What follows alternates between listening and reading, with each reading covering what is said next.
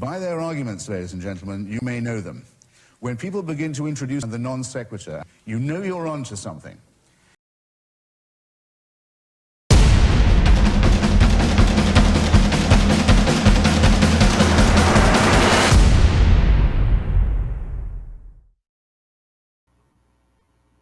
I was watching Hitchens in a debate the other day, and they just don't make them like him anymore, do they? Yeah, I actually am a huge fan of his. I mean, there's a few things I disagree with him on, but he was one of the greatest orators and spokesmen for some of these topics of all time. Absolutely, absolutely. Welcome, welcome everybody back to the show. If you're just joining us from last night, we had a really good time with Cult of Dusty. Everybody loved having him on. They responded really well to Dusty, so that was good, very good. I know Steve had a good time learning about. I did. I was surprised. I was expecting to be having more backlash. I know there's been a lot of history with Dusty. He's been around a long time, a lot of controversial stuff. There was nothing. I mean, literally nobody brought up anything. I was like, wow, this is awesome. But I'm gonna make just one quick announcement. We will be on Saturday. We'll be having a private hangout with our Patreons. So if you are a Patreon, you can meet us meet me. Steve will be gone for the weekend, but you can meet me at 4:00, and we will be going over what we've got coming up in terms of the rest of this month for the show. And we're actually going to let you guys vote on a couple of shows that we're going to do. We've got something different that we're going to try. So you can join us for that if you're a Patreon. If you are not and you want to be, you can go to patreon.com/nonsequitur and sign up for that. Tonight we are going to be having a discussion on slavery, and in just a second I will lay out what exactly the proposition is. But before we do that, let's meet who we have joining us tonight. For the first time, we have psychopath. I hope I'm going to say this right. Psychopath. Steve. I can never get it right either. Psychopath atheist. Sykopathiest. Like we call him Sykopathiest. No, psychopath atheist. Peace. What's going on, everybody? Sykopathiest, actually, but yeah, what's going on? Sykopathiest, yeah. Psychopathiest. Okay, thank you. Yeah, thank you. That was right. That's why I wasn't kidding. It was Sykopathiest, but yeah. By the way, Dave, I'm seeing in the chat people are saying that they can't see me. Is that? Am I not showing up? Yeah, I see me too. Well, you're looking radiant as ever. Because there's a green tint to your jacket and your shirt is green. My shirt's blue. Shirt's blue. Yeah, I see blue. Well, definitely whatever. Got green in it because it's kind of fuzzing out a little bit. Well, as long as they okay. It's good. It's fine. Yeah, it's good. We're good. So welcome, Sykopathiest. All day long I've been trying to like sound that out, like psychopath atheist, psychopath atheist. But welcome. Yeah, some people call me that too. All right, I'm just going to call you Psycho for the rest of the stream. That's fine. Cool? Yeah, he's definitely that. No, I'm kidding. Awesome. and coming back to join us for the second time. He was with us about a week and a half ago, I believe. JF, welcome back, JF. It's a great pleasure to be here. This is such a great show. I like the philosophical aspect of it. I like you guys, what you do, and I'm up anytime. Oh, thank you. Thank you, bud. I really appreciate that. That's nice of you. I'm going to let you guys take a second now and just introduce yourselves and let people know what you do, why you do it. Psycho, you want to start out? I know you've got a show that you do quite often. I see. I see a black atheist, which is odd because most of our people are very spiritual. But that's what I kind of started off doing. But then I kind of delved a little bit deeper into the social aspects of the black diaspora in this country, and as a whole, because I'm a Pan-African / black nationalist. I'm wondering what me and this guy is going to pretty much disagree on some things, but we'll get deep into all that. But I focus on the issues going on in my community, basically socially, economically, and politically. And yeah, that's pretty much it. That's the mainstay of my show for the most part. Okay, thank you. And JF.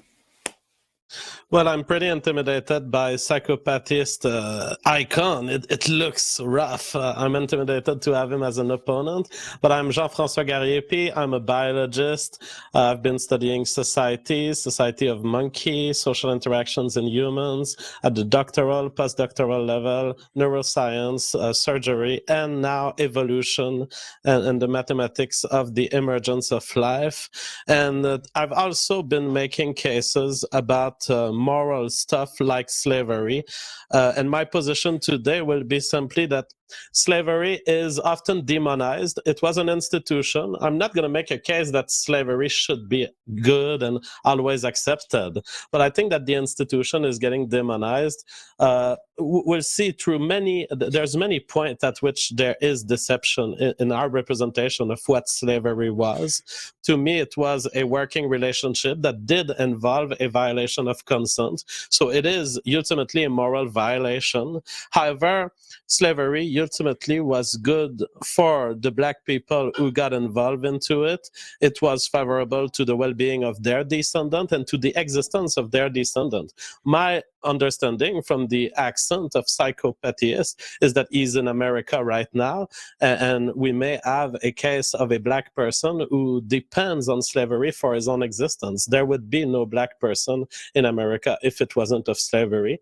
And so we have to accept it as an imperfect past aspect of our civilization, but certainly not to be rejected, because if you reject it, you reject the existence of biodiversity in the human population of the US today. Okay, I'm going to let you respond, Psycho. I think I was going to lay out the what the I think he did it there though, so we don't need for me to go back into it. The only thing that I will ask of both of you is that I know this will probably get in some parts a little heated.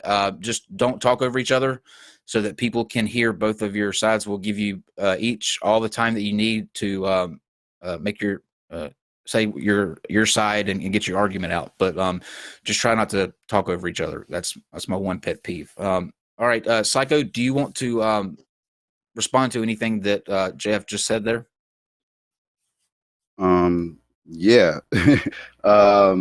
He's made a claim that obviously, yes, I am Black American, but he made a claim that without slavery, my existence I wouldn't be here pretty much. And when you say I wouldn't be here, I'm assuming you mean my existence or my existence in this country. I would argue both points. How can you say that I wouldn't exist if I wasn't in this land? That just doesn't compute in my head. And for you to say that I wouldn't exist as far as being on this land, everybody migrated over to this land. I see a France flag in your background. I hear your accent, so I'm assuming that you're French. So by your estimation, without slavery, your people will be a stronger people, because wasn't it slavery that was part of the demise of Napoleon's reign, because of what happened out in Haiti when the Haitians revolt, turned around and pretty much bankrupt Napoleon to the point where he had to sell his portion of land over here that became the Louisiana Purchase at some point in time. So by your own claim, your land would be a stronger entity with if slavery didn't happen, if you didn't focus so much on that island, and you could have just been left that island alone. But y'all decided to keep on making that fight and lost, by the way. And by that point, y'all had to turn around, sell your land over here in America, and the Americas, I should say. And then Napoleon ended up losing all his political support.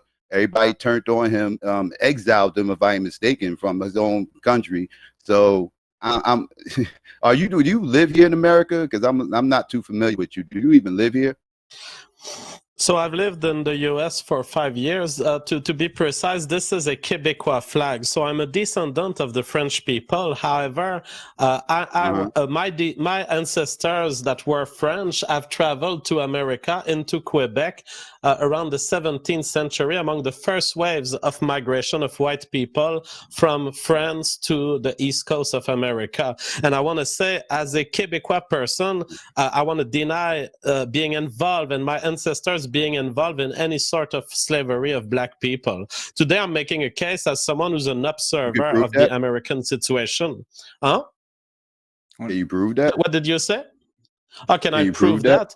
Well, genetically, I can prove that I descend from French people who have traveled from France back in the 17th century. In fact, my last name, Gariepy, has been traced back to the single person who left France in the 17th century and went into Quebec. We know historically that there is no trace of slavery. We found a total of 13 slaves in Montreal, and it's a very historic finding. It was the first time we ever found evidence that slavery has occurred. So it did occur in Quebec, but in a restricted mansion, in fact, in a single house in my nation. Otherwise, I descend from a people who has not been engaged in slavery of black people.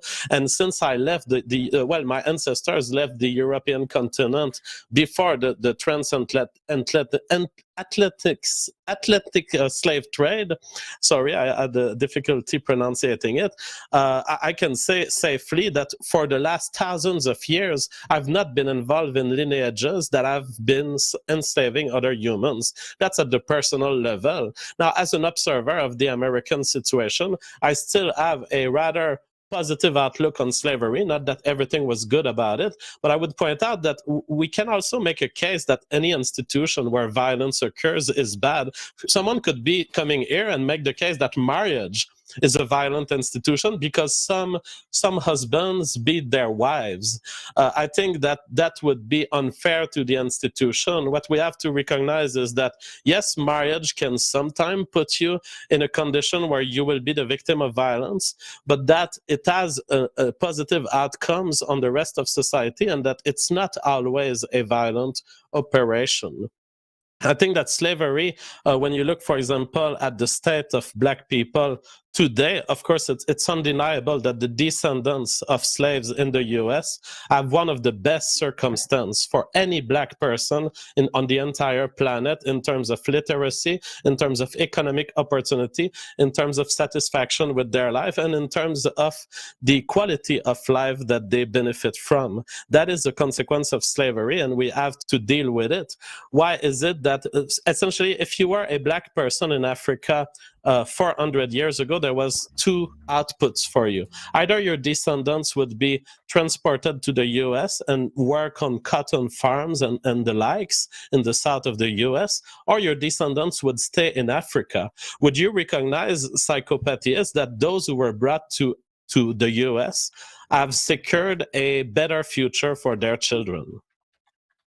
No, absolutely not. I'm actually a component for reparations too, by the way. I forgot to add that. And it's funny because you mentioned the whole Montreal connection and everything else with slavery. But as I said, I'm a component of reparations, and we happen to know at least over 20 major corporations globally that has benefited directly from the transatlantic slave trade.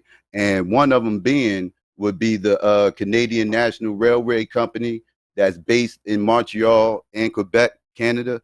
So you sure your ancestors had nothing to do directly with slavery? I would question that. Again, you know, because again, this was a global thing. This wasn't just this country.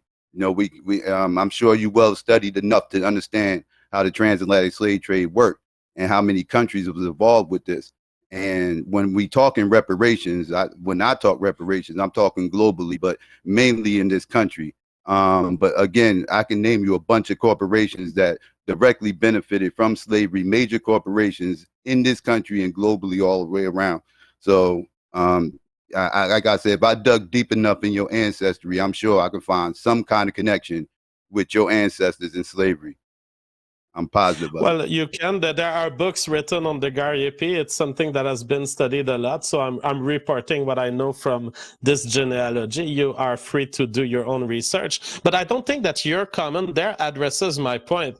You talk about exploitation. It's essentially a Marxist argument. It's like white people would have benefited from slavery, therefore reparations. But this does not address my point. My point is there is a better lifestyle and a better way of life for Black people in America today than there is in Botswana. I don't think you can deny this. Do you deny that the Black population of the US are currently in a better condition, both at the IQ, educational, literacy, economic performance level, and quality of life than their African peers? No, because a lot of these stats are based on when they classify African Americans in this country, they don't distinguish between the actual descendants of African slaves opposed to the immigrants that came over here. That's probably only like second generation away removed from Africa or whatever country they come from. A lot of these people that benefit on high on education are people that came over here from other countries, immigrants, black, but they also they're immigrants, and they come over here and they get their little scholarships and everything, and they funds and everything. And they able to go through school, and they able to get the economical backing to be able to go through all this. While people like myself, who's born here, are unable to get these same resources and everything in order to get further in their education. So a lot of these stats and numbers are skewed to make it seem one way when it's really another. Well, I don't think the skewing is enormous because there's more than 80% of the Black population of the US who are direct descendants, whose ancestors are majority slaves in the past. And so whatever effect you mentioned there would be small, but let's go down to it. Let's go to the poorest Black populations in America. I claim that they live with civil rights that are superior to those who are in Botswana or in other African countries. I mean, even the average population in the US, their IQ for Black people is around 85. We're talking about 10 to 20 points higher than most African countries that are sub-Saharan. And so we're talking about a huge advantage. And there's also race mixing opportunities. For example, the Black population of America today in the US, they are the whitest persons genetically. They are the whitest Black persons on planet Earth. They have up to 17% on average of white genes that they have in their own descent. And so there have been opportunities to access a gene pool of people who have changed their characteristics. And today they find themselves with probably the highest average IQ in all Black populations across the planet, down to 20 points of advantage on some of their peers, like Botswana is at 70, for example. Yeah, well, let me put this out there. You mentioned a lot about mixed Blacks and everything else and white. I don't consider mixed people to be Black myself. Let me just put that out there. So when you're throwing these mixed people in with Black people, I question that, because again, these are mixed people. They have one Black parent, one white parent, or Asian parent, or whatever, Tiano Indian parent, whatever the case may be, but they automatically get thrown in the Black category, and I don't subscribe to that. That's a one-drop rule mindset that I actually fight against, because these people could easily be considered white and not Black. So again, these numbers are skewed. Well, it's interesting because I don't know that there are remaining per Black populations in America. People get their 23andMe test and they realize, oh yeah, I have 5% white European genes, 10, 15%. That's more likely what they're going to find. So I mean, this is a question of identity, and I would not deny your right to identify. If you say to me a poor black person is someone who can trace 100% of their genes to Africa, I'm absolutely fine with it. The fact is there are people who have explored other branches, and they are often categorized as black in the US. They have decided to race mix a little bit. There were lots of love stories between slave owners and slaves, and it led to babies. Are you kidding me? Love stories? Romantic story. Yeah. Those are rapes. What? That what they you call that a love story? Rapes? Really? Really? That's what you calling that? Well, what happened I mean, there's been a lot of consensual sex happening between. Let's not get this twisted. What happened out in slavery was not jungle fever. This was not what's going on today in this country where we seeing all this race mixing and everything else going on. No, this was rapes. All right, this was what was happening. These were overseers and slave masters sitting up here taking our women's virginity, taking. Listen, we're not even gonna play this game. Is this guy serious? Love stories? Well, ahead, do you have evidence that the entirety of race mixing events in the US for the last 200 years were all non-consensual? I'm saying what happened in slavery was not consensual. Yes, that would be deemed rape today. Yes, especially if you're looking under what they consider rape under this rape culture. You're going to tell me that wouldn't be considered rape under what happened under slavery? You want to tell me them? You want to tell me those women had the option to say no? They could have told the slave master no. Could they have told that overseer no? That was rape. I think that in many cases they could say no. I think that there is some women who were part of the slave population who were doing their work as slaves, of course, which, as pointed out by Alltype on YouTube, by the way, slave status in the US is very similar to serf status in the monarchy. And so white people have also been deprived of rights in the past, and we kind of deal with it by saying, okay, it was a different world. But of course, there was consent, there was option. A woman could have chosen to try to charm her slave owner, or she could have decided not to charm him. I don't think that all of the sex that happened between blacks and whites in America was a rape. Every single thing that happened in slavery, demon as far as mixed children going on, happened through rape. Again, our women were not in any position of power. They was not in a position where they could say no. If the slave masters and overseers wanted our women, that's what was going to happen. And they would kill their husbands in order to have them if they had to. They would have them. And there was nothing the slaves can do. I don't even know what you're talking about right now. You're talking this whole promiscuous slave narrative crap that I don't subscribe to at all. Well, I think it's essentially you have an ideological opposition. You say everything that happens under this condition, I will call it a rape.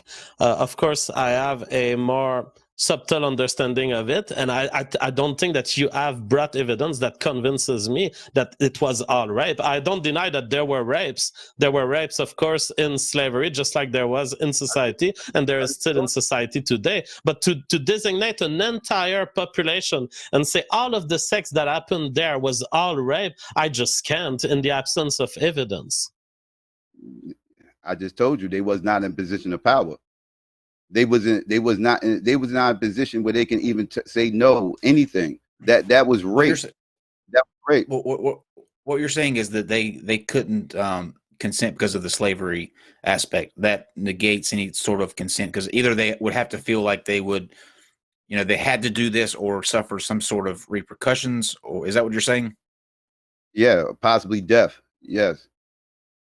Yeah, they lack what's called informed choice, or the ability to choose. Is that if you're a slave, you're under the threat of punishment at any given time, right? I mean, so are you arguing that because why they're a slave, consent is off the table? You cannot, nobody can actually give consent as long as they're a slave. The same way if a correctional officer in jail gets caught having sex with a prisoner, even if the prisoner even the prisoner consented, that have sex, that's still considered rape, and that correctional officer will lose his job and get pressed up for charges. Mm. And the prisoner could have said, yes, I want to do this, and it doesn't matter. Well, Okay. I get the argument, and it's not nonsensical at all. I will say it's a view of the world, but I'm very careful when it comes to broad strokes about rape, because under this definition, one could make the argument with a similar argument around relationships in the workplace. There's always a boss, and there's always someone being a little higher in the positions than the employee. And by this standard, you could argue that the employee feels extorted systematically, such that all workplace relationships are rape.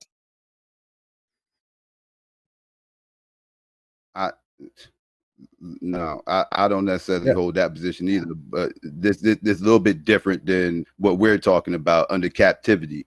But go ahead. Can we move on to the next point?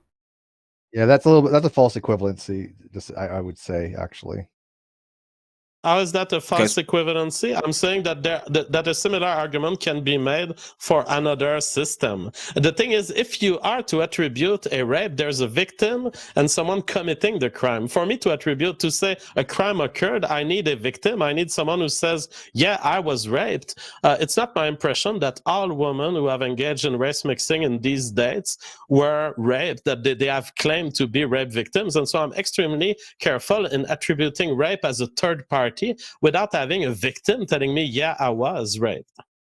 I think what Steve was saying is that, just to clarify that, I think what he's saying is that in the workplace, it's more of a, there's not sort of that, this is my, with slaves, they were considered property. You had ownership of them to a certain extent.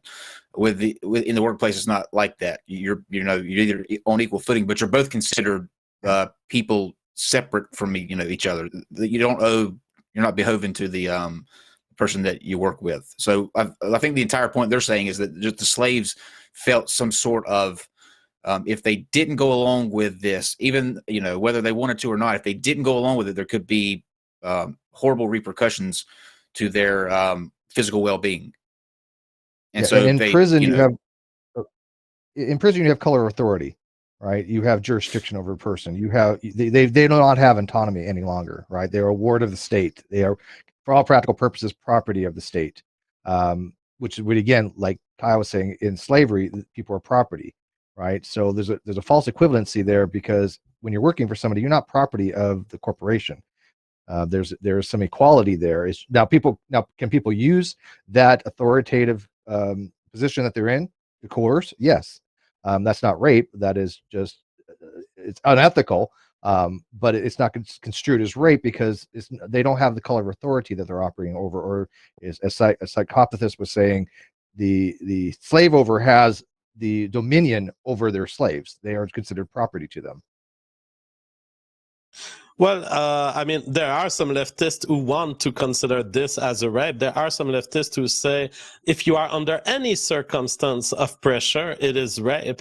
And there is a valid argument to be, if you want to be absolute about the definitions, yes, okay. Everything that in my environment contributes to changing my choice. I don't always feel that all of the options are open. And I feel that if I take some options, I will pay some cost. And what I say is that, first, I'm not sure that all slaves were subject to violence. I've been looking at corporal punishment statistics, and it doesn't look like all slaves were subjected to whipping or to death threats. It seems that some slaves were living as kind of a kind of co-evolving life form with their slave owners. They had their own homes produced by the slave owners. They had a place to live, and they were satisfied with it. And so I'm not sure that I can generalize on the slave experience like you guys are doing. I think that there are some slaves who are experiencing this as an improvement of their condition compared to where they were in Africa. No, that's not true. Most of the slaves that had these homes and everything else that you're talking about, these were slaves that were generations in and so far removed from Africa, they couldn't even tell you what tribe they probably was from. Like they was broken down mentally and colonized the second they got here. They were stripped of their culture, stripped of their language, stripped of everything. So they didn't have anything to compare it to. They was born on the plantation. So what was they comparing it to?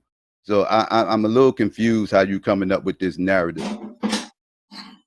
Well, what I'm saying is that if you look at how they had access to literacy, how their own babies could survive, you mentioned it, they were reproducing. I mean, there are people in Africa who couldn't reproduce, who would be stuck as slaves, who would be sterilized. And I'm saying their mode of life was not necessarily experienced as violent by all of them. I'd love to have testimony of slaves. I don't think we have many, but I'd love to know about it. But the fact is they could eat, they could have literacy at higher rates than Africa, and they could reproduce. All of these things are things that are not accessible to every Black person back in the days on this earth. In fact, just the idea of being cared for and being in an environment where they can have some form of health care was an advantage that they had. The simple fact that their babies could survive and could live on this plantation is experience. I don't know about the experience. I'd love to know, do you have testimonies of slaves and how they felt about living on these plantations? As far as I know, you cannot work if you don't know. If you are living under a terrible state of violence, at some point there would be a punishment for slave owners who are too violent against their slaves. And ultimately what you want is slaves that are happy to work and that are in condition physically to do the work. And so the amounts of violence that we measure, I think that All-Type reports them as maximally 0.5 whippings per slave per year. And it seems that there were some plantations where violence was regular and some plantations where it was absolutely absent. Yeah. The whole literacy thing on the plantation is actually a joke for you to say that. It was illegal for slaves to even read. The only people that was allowed to read were certain particular slaves on the plantation that they chose to read the Bible. That's the only book they was allowed to read. They was allowed to read the Bible. They taught them how to read so they could read the Bible and preach the scriptures to the slaves. And they would take, so, and they wouldn't, this wouldn't even be every plantation. This would be one particular plantation in the area, and they would take this one slave who actually knows how to read and preach the Bible to everybody, and he will go from plantation to plantation to plantation in that local area, preaching to the other slaves and everything else. And one of these slaves would be Nat Turner. He was one of these people that they actually chose to do this. And he was one of the only slaves on his plantation that knew how to read. Actually, he was the only slave, that knew how to read on his plantation. They would travel him around from plantation to plantation. That's how he actually got all the connections he got before he actually had his famous slave revolt, was because he knew how to, he knew all the slaves from traveling around from plantation to plantation, and he was able to rally them up in order to have the famous slave revolt out in Virginia. So let's not act like all slaves had this high education system and everything else is that third. No, that's not the case. It was illegal for slaves to read. It was not legal for blacks to actually, as a collective, to start reading until after the Civil War. So yeah. Well, I've seen the statutes. There are laws, you are correct, and I oppose to these laws that were denying the right to read to black people. But I would say they were not getting applied because the measured rate of literacy for black slaves in the 19th century is around 20%, and it's an improvement of their condition if you compare with Africa. Of course, you had the white population that clearly had an advantage. They were at around 80. But there was definitely a part of the population that was accessing knowledge that they wouldn't have had otherwise. That's well. Just compare the descendants of today, for example. The descendants of the slaves of today, they definitely have access to an educational system that gets them to a much higher level of education and much higher IQ. At 85, they are the best black population, the most well-placed across the world. Well, I think I addressed that talking point earlier as far as the descendants of slaves here opposed to the immigrants that come over here. Again, these numbers get conflated. and everything else. That's why we're having this whole new movement that we're doing when we're pushing for reparations. We're being very specific on who we're talking about, because again, we have a lot of immigrants that come over to this country who's benefited a lot from what my ancestors went through. You know, pre 1965, you know, it wasn't this big influx of black immigrants coming over here. So now that we got this big influx of black immigrants coming over here, who's getting all these benefits and everything, all these small business loans, who people like myself are not privy to, certain scholarships, you know, foreign aid, all types of other stuff that people like myself are not privy to. So they come over here, and after the civil rights movement, and they're able to benefit a whole lot more than we actually are. And we're the people who actually fought for it and went through the blood, sweat, and tears. So we're the ones who actually need the most help. So I'm not concerning myself when I'm talking reparations with the immigrants that came over here. If your family doesn't descend pre-1965, I don't even want to have a reparations talk with you, because your family didn't even experience Jim Crow. Your family have to go through Jim Crow as well. And that's another thing we stand away from, because this isn't all about just slavery, because after slavery, we had the whole Jim Crow thing going on, where we actually was trying to build up these small towns, trying to build up these communities. And every time we had our communities built up, people came around and tore it down. We got huge examples of this, like Rosewood, Black Wall Street out in Tulsa, Oklahoma, where we had these flourishing black communities that got attacked and everything else by jealous white neighbors who didn't want to see black people coming up after the Civil War, but these were southern states, and they were still upset about the decline of the economy and everything, because we all know what happened with the Civil War. The Civil War was not about freeing slaves. Let's put that out there. It was not about freeing slaves. It was about the North actually wanted to get all the wealth up to the North that the South had, because the South was the wealthy states before the Civil War. They was the ones with all the wealth. The North was actually the poor states, and they was trying to get some of that wealth up to the North. And one of the ways of doing that was crippling their main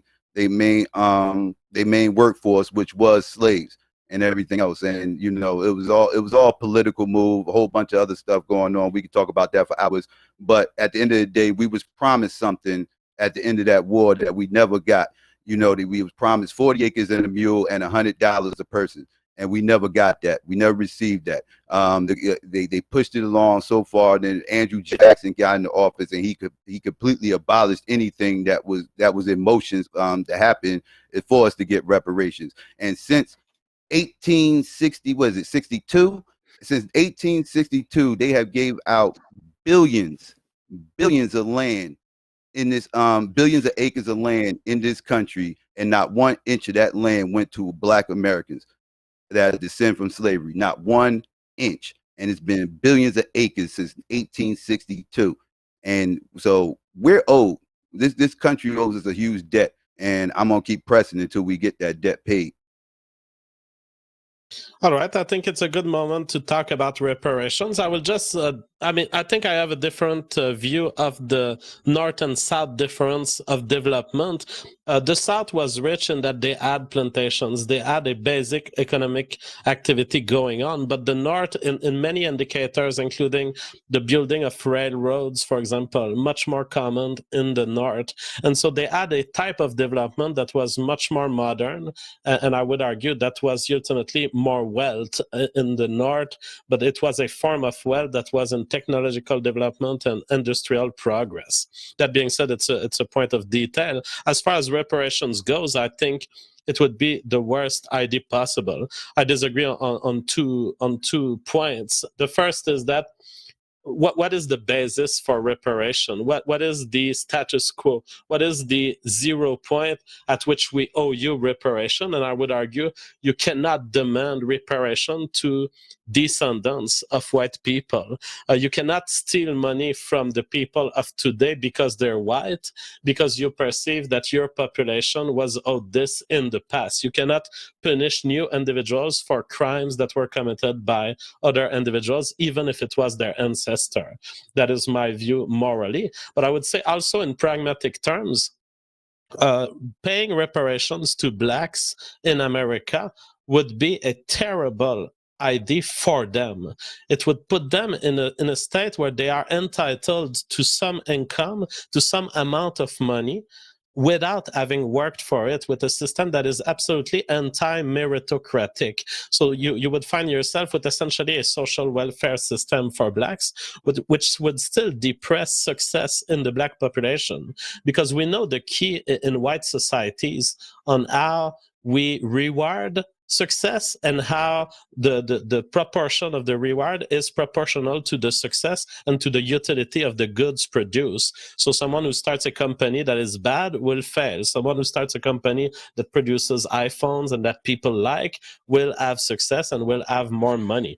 If we do not have such a meritocratic approach with the black population, if we treat them as victims entitled to baseline amounts of money, we are destroying the only chance that the black society would have within the US to reformulate itself on new grounds, on grounds that are meritocratic, that reward the best members of their society with more money. In the same way, we've advanced white society. I totally disagree. I don't see how black people gaining wealth will be bad for black people. I'm a little confused by that statement, but I do want to address this whole notion that, well, my ancestors aren't the ones who enslaved people, or my ancestors didn't do this, or I'm not my ancestors, so why should I have to pay reparations? Well, my ancestors aren't the ones who dropped the A-bomb on Japan, right? But yet we had to help pay reparations back in the late 80s, early 90s when Japan got their reparations 40-something years later, right? My ancestors didn't commit genocide on the Native Americans, but yet my ancestors and me are still paying reparations to the Native Americans. My ancestors didn't put the Jews in the gas chambers and correctional camps.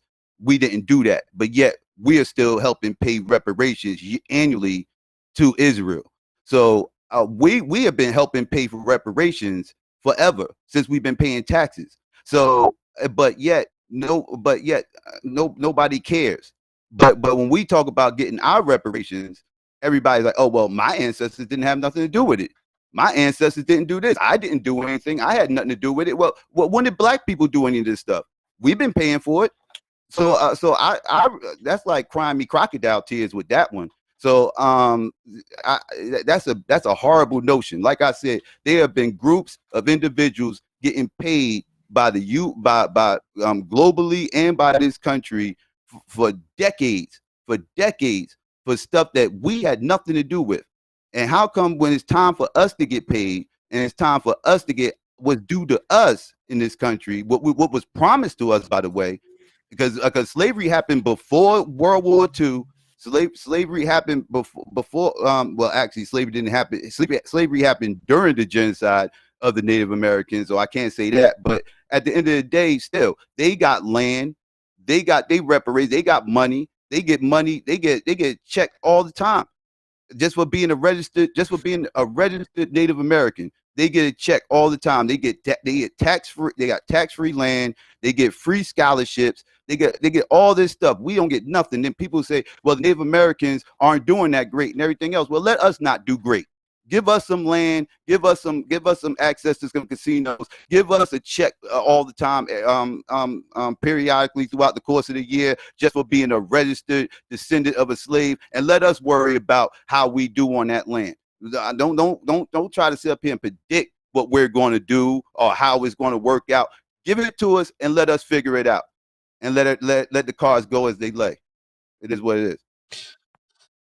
Well, I'm all for African and African-American self-determination. So the idea of having you in a place and you do what you want with it, I'm absolutely with you there. That being said, on the question of reparation, I cannot help myself but think that you are trying to fix injustices by committing more injustices. The fact is that there were white servants also in the 17th century in America. There was one for every four black slaves. How would we know if you're a descendant of the servants, the white servants, or a descendant of the black slaves? And I think you mentioned other types of reparations that were given, which I disagree. I don't think we should pay reparations to Israel. I don't think we should pay reparations to Japan either.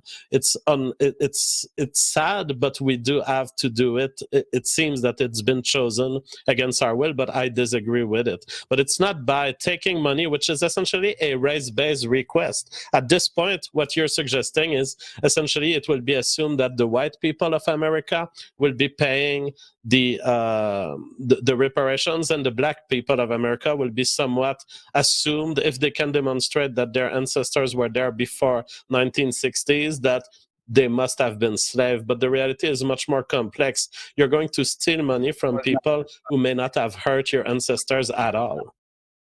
Not just about slavery, it's also about Jim Crow. Let me just put that out there. All right. Well, yeah, I mean, as far as Jim Crow goes, yes, there were legal disadvantages to black people. I recognize this. It's a sad past, and I'm against that. I'm for the equal recognition of everyone in our society with equal civil rights, but I'm not for allowing reparations, which I see as theft. You was going to say something, Steve? Let me ask you a quick. I want to get something for clarification. Would you be against like having how we have reservations, casinos for Indians? Are you suggesting something along the lines for African Americans that want to go live on on their own land? If we somehow like we said, okay, we're going to give you this portion of land and have it like an own nation kind of thing, it's like self-segregation. Yeah, absolutely, yes. Okay. Yes, I support that. Absolutely. Okay. And I also support that in the form of probably America be balkanized into various states with various preferences. I think we definitely need to ensure that every population lives with the consequences of their choices, or else you have a kind of parasitic relationship that develops. You have people, for example, demanding social welfare from the state in the US, and social welfare disproportionately advantages the poor and takes from the rich. And I wish that we were in a world in which people would live with the consequence of what they vote for. In other words, if the black population was isolated into a big enough state or a big enough set of states where, okay, you want to vote Democrat, you want to vote left, okay, you do it, but you're going to live with the consequence of this. And then right-wingers could have their own part of America in which they decide to go forward with right-wing policies, and they live both with the negative and positive consequences of it. Where does that leave me, somebody who doesn't represent either party, because I'm not a leftist or righty? Well, I mean, as part of the black population of America, you are extremely more likely to be voting on the left on various issues, right? Well, not all the time, no. It's a lot of issues that the left support that I don't support, and there are issues on the right that people support that I don't support. I don't align myself to either party. I actually support that black. I actually believe that black people. I actually hold the position that black people need to stop voting blindly and lining themselves to one party. I think I believe that black people should hold their votes hostage, and we should not align ourselves with anybody until somebody comes along lines talking about, again, reparations. I'm gonna keep going back to that because that's what I'm really pushing right now. Until somebody's talking about reparations, regardless of party, we should hold our votes hostage and not vote for anybody on a national level. Now, that's your personal position, and I can totally understand that there is diversity in the black population, but you recognize that if you were to end up in a kind of black ethno state in the US, you would have to live with a population that has voted 95% and more for Obama, for example. Those are the people that voted, yeah, absolutely. The numbers are going down, though, as far as like Democratic support with black people each election, because a lot of black people are getting upset with the Democratic Party. They feel like we being left behind. Everybody else's agenda is getting pushed in front of ours. It seems like every time it's our turn for our agendas to get pushed in front, something else pops up. An immigration issue pops up where that becomes the forefront. A gay law or something that wants to be passed over all of a sudden becomes the primary thing. All of a sudden, some women are going through something and feminism becomes the primary issue. We always tend to get pushed to the back burner.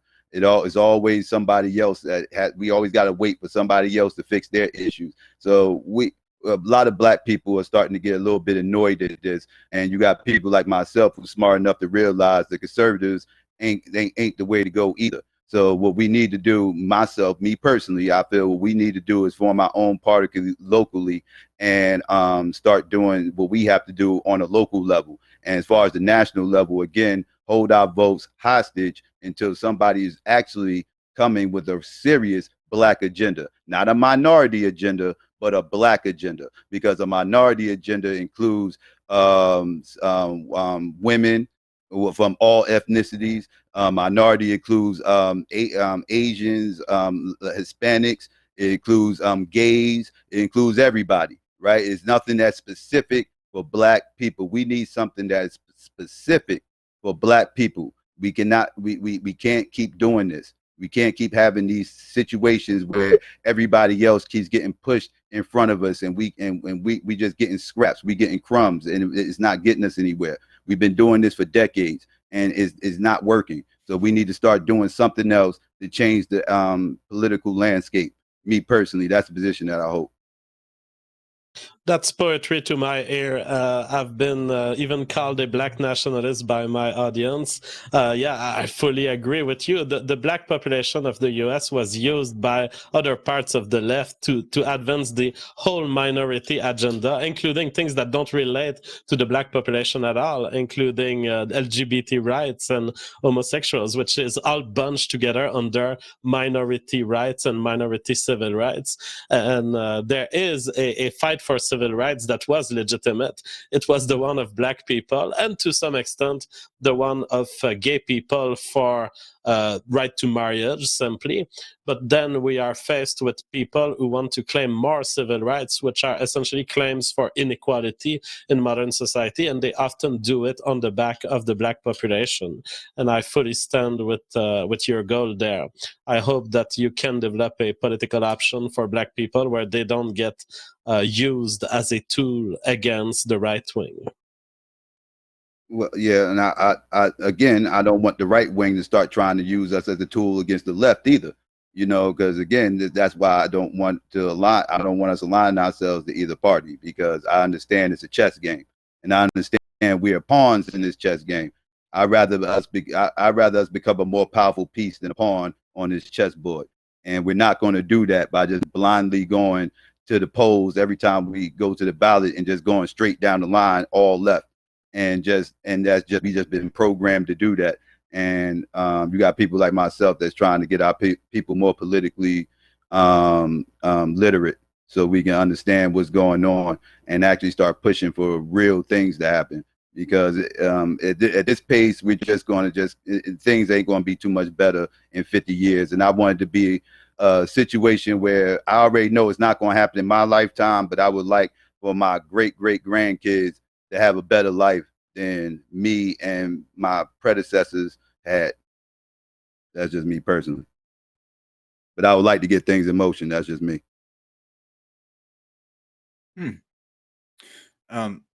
Steve, is there did you want to follow up on anything that you heard? Well, I'm kind of. It's interesting to me that both of you are actually seemingly advocating for kind of ethno state, but for different reasons, but ideologically on the same page. Can you kind of dive into that? Because it's hard for me as an outsider, no offense, to kind of wrap my head around this. Right, I'm not black, so I'm not somebody who has a dog in that fight. Right, I don't think that you're not Steve. That we should. Are you sure? What's that? You're not black. No, yeah, and surprising. I'm probably the whitest of white people. Unfortunately, I need to work on my tan. Do you have your 23andMe test? No, you know what? We were going to do that actually. And one of the questions I'm going to ask you was in regards to this actually. Because Kyle and I were actually. Go ahead, Kyle. A representative is coming.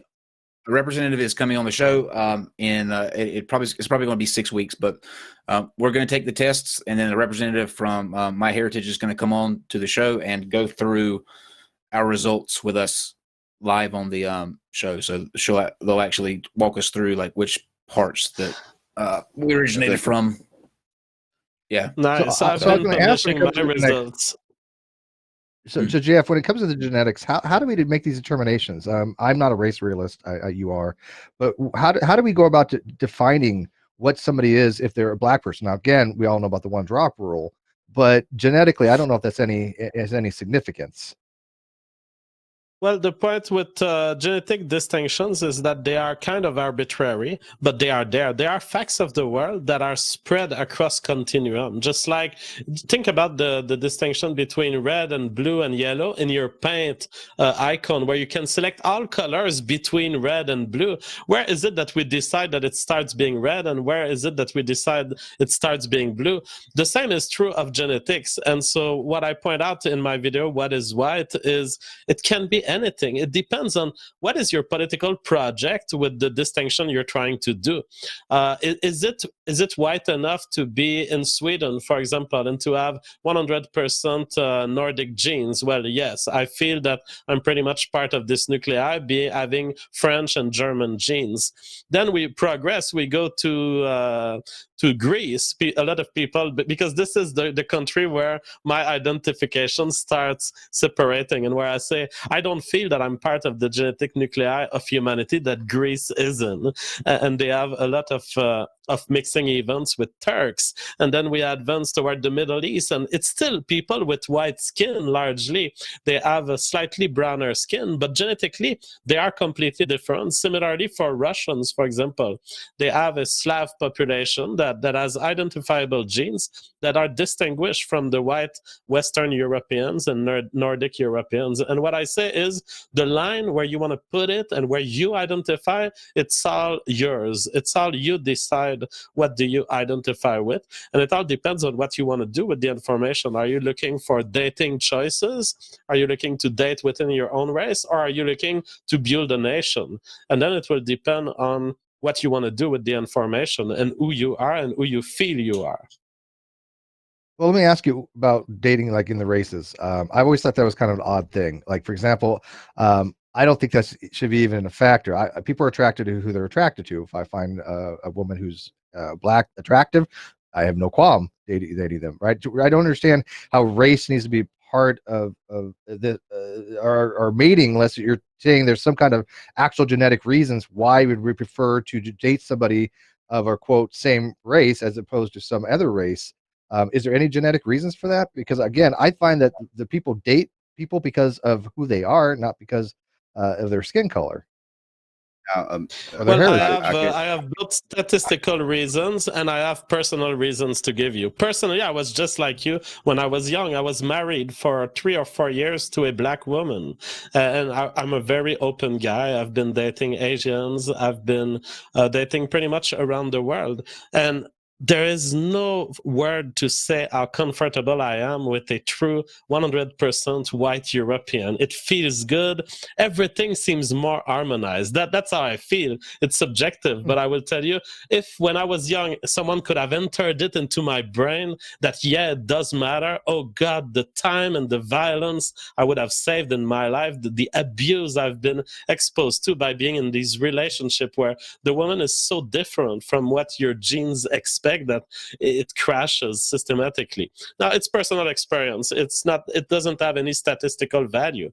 But the reality is that statistics are coming out, and there's a good article on this on Conservapedia with up to 12 references that have looked into this. Are single race relationship better for people? And it seems that they are. It seems that they are for all races, and that, for example, a mixed race couple, black and white in America, is 7 times more likely to lead to homicide, for example, much more likely to lead to violent abuse, much more likely to be finishing into divorce. And so these data are there, and they tell us that not only is the mixed race couple more likely than whites to have these outcomes, they're in fact more likely than black couples to have these negative outcomes. Sometimes the race mixed couple is the worst option of the three possibilities. And this is something you need to take into account if you're dating. I would say, since I've been dating within my own culture and genetic population, I feel so much better. I'm faced with women who have the same feelings as me as to how we should organize our family life and what are our future projects. Psycho, what do you think on that from your perspective? Yeah. Well, from my perspective, I don't disagree with a lot of what he said. Actually, I agree with a lot of what he said. As far as like, I do feel like it's like a black woman is my natural counterpart. Everything's natural there, but I'm also concerned with the whole squeezing out the race thing, especially coming from a black perspective, because a lot of times what you have with these mixed relationships are these people have interracial relationships, and let's say they get married, have a child, right? Now they have a mixed baby, right? They have a mixed baby. Now, most of the time, more times than not, this mixed child will get older, and this mixed child 9 times out of 10 isn't going to pick a black mate. More times than not, this child is going to pick somebody who is either mixed or non-black.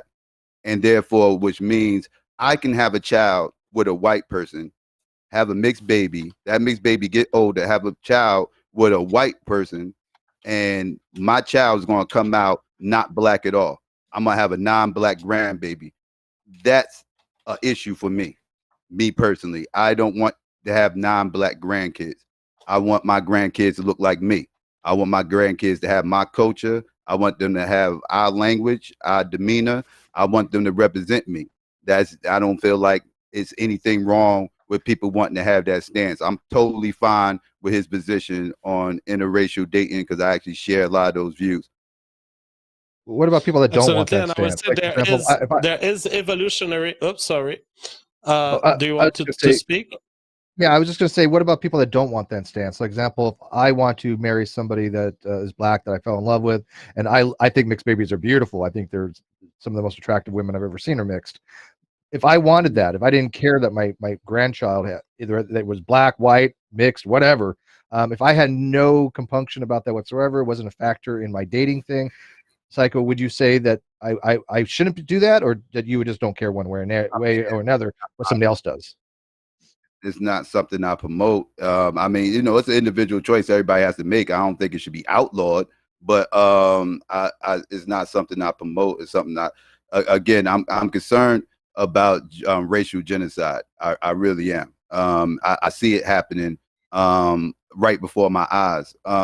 There's a lot of when I was younger, it wasn't a lot of biracial kids in my neighborhood. Now you see a whole bunch of biracial kids in my neighborhood. And again, these biracials are marrying or dating black people. They are marrying and dating non-black people, which are creating non-black people. I'm really concerned with what happened with the Indians happening to us, and I don't want to see that happen. No, and I do understand that, and I'll get back to Jeff in a second. But real quick, you probably agree, though, in a couple hundred years or 1,000 years or whatever, none of this is going to make a difference as far as people. They won't have the cultural things that we have now. I mean, cultural things have changed quite a bit, even in our own lifetimes. We've had, just within generations, cultural phenomena have changed. Cultural standards have changed. So your great-grandparent or great-grandchildren or your great-great-great-grandchildren, they're not going to care one way or another in that society. Don't you think that society will advance at the point where none of this matters to them? It may matter to you, and I respect that. But you're long gone by then, and society has moved on. Let me follow up on that too by asking you this, Psycho. Like, ultimately, what is the issue that you have there? Like, because obviously these people are they're marrying, who they find and fall in love with and they click with. And if that's the case, what does it matter ultimately if we go to a society that doesn't have distinguished races? I like diversity, and I like the fact that I can go out to New York and go to a certain section of the city and be in Chinatown. I can go uptown and be in Spanish Harlem. I can go a little bit further. I can go up to Brooklyn and be around a bunch of West Indians. I like diversity. And if we have this whole thing where everybody's kind of just one race, where everybody's just mixed and everything else, I don't know. It just don't seem too exciting to me. Again, these mixed person don't look like me. I'm dark skinned black dude. You can't mistake me for anything other than black. And that's how I want black people to be in the future. I don't want to have to the whole race mixing thing is why this whole reparations argument is a little bit a little bit of a problem, because one of the first things he mentioned when we was talking about reparations was the whole mixed lineage and everything else, and his alleged love stories that happened during slavery and everything else. This whole race mixing thing is making this conversation complicated, because now we got to start messing around with DNA percentages and this, that, and third, which is going to probably end up happening if we do get into reparations. I hold the position you got to be at least 70% sub-Saharan African, by the way, just to throw that out there, if anybody's wondering, because you're not going to find 100% African out here in this country unless they directly from Africa. So yeah, even then you probably still wouldn't find 100% African, but so that's the position I hold. And I'm just more concerned about racial genocide in the future. Now in the short term, it's not going to hurt anybody. You get with somebody who's black or whatever the case may be, directly you're not hurting anybody, but in the long term it will be an effect to the collective. Jeff? Okay. And Jeff, let me ask you this specifically then on that. How long would it take, biologically speaking, to become a homogenized society where there is not a lot of phenotypical variety? Would we even be a species by then? I mean, I would think by that time we're not even Homo sapiens sapiens any longer. We're diversification has taken place, and we're some other species where people aren't going to be thinking this way. Because I think it would take a long time to be that homogenized society, right? Well, to answer your question, we would need to know the interbreeding rate, and I don't think it would happen in current America. At current interracial breeding, we're probably going to stay separate race forever. There would need to be an event that pushes race mixing more, because the reality is still in America that black people that date black people, Asians date Asians, and whites date whites. As long as that's the case, there will still be a separation. Think about the Jews, for example.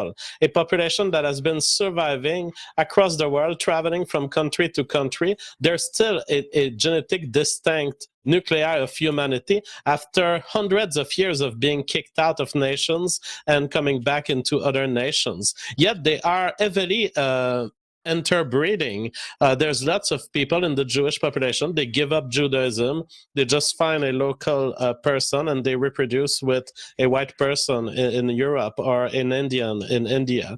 And so they lose a lot of people, but they still remain a genetic distinct nuclei, because those who stay within the community, they have strong ethnocentric preference. So the answer to your question is never, if we keep the current dating patterns.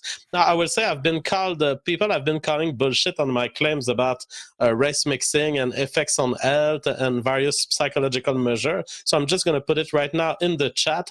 The name of the study, Health and Behavior Risk of Adolescents with Mixed Race Identity. It's a study by a scientist called J. Richard Udry, and they look at various risk factors for mixed race, and it includes health, general health, fair/poor, waking up tired, skin problems, headaches, sleep problems, depression, smoking, drinking, and all of these measures, they are worse in mixed race adolescents than they are in single races. So there's definitely a medical reason even to justify the point that Sykopathiest was making, which is, yes, we do need to maintain this beautiful genetic diversity on Earth, which includes absolutely different and distinct phenotypes within humanity. I know what's an Aryan, Swedish, white person, and I want them to keep existing, and I want fully black people to keep existing too. We must maintain this diversity. It's a beautiful aspect of our population, and there's no reason to force ourselves to mix.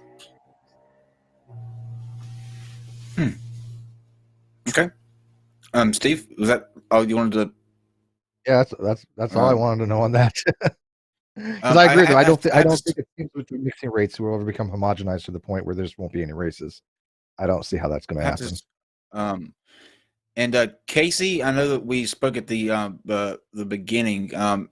We've had Casey on the show. He was part of the reparations talk that we had, and he said that he wanted to come in and say something to actually both of you. But I'm not sure if he's still Casey. If you're still watching, just tag me and I'll let you come in and ask a question if you want to still.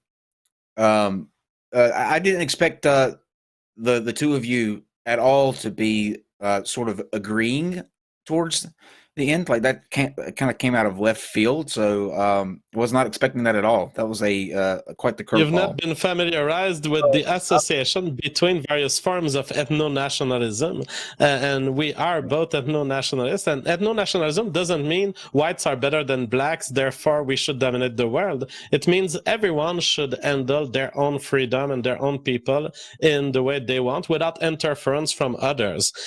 People will often remind the simple fact that there are different genetic populations means that there are different behavior, and that the laws I could vote in the US may be oppressive to Psycho. And I want a world in which people can determine the laws under which they live and the conditions under which they live. Yeah. Go ahead, Psycho. Oh, go ahead. You about to say something? No, I was just going to say, usually when I have these conversations with white nationalists, this is the part where we actually do agree about. When it comes to certain topics, I don't disagree with them on everything. We might be coming from different positions, but the conclusions that we come up with is pretty much the same. I hold the position that separate but equal. That's what I hold the position of. Like, I grew up around my pops, and my pops grew up in the Jim Crow South, and my pops tell me all the time how integration pretty much dismantled the black community, and he laid out a whole bunch of talking points about how that's the case. My pops grew up in South Carolina and used to make trips before I was born. And he first started coming up. I live in Jersey, and he used to make trips up to New York all the time and everything else. And that's how he met my mother and everything. And when he made the trips, he used to catch the bus from South Carolina to New Jersey before integration. He used to catch the bus from all the way South Carolina, New Jersey, and it would cost him $20 to catch the bus from South Carolina to New Jersey. Right after the Civil Rights Bill was signed, it went from $20 to $72.90 something, $72.95 or something like that. It immediately jumped up $50.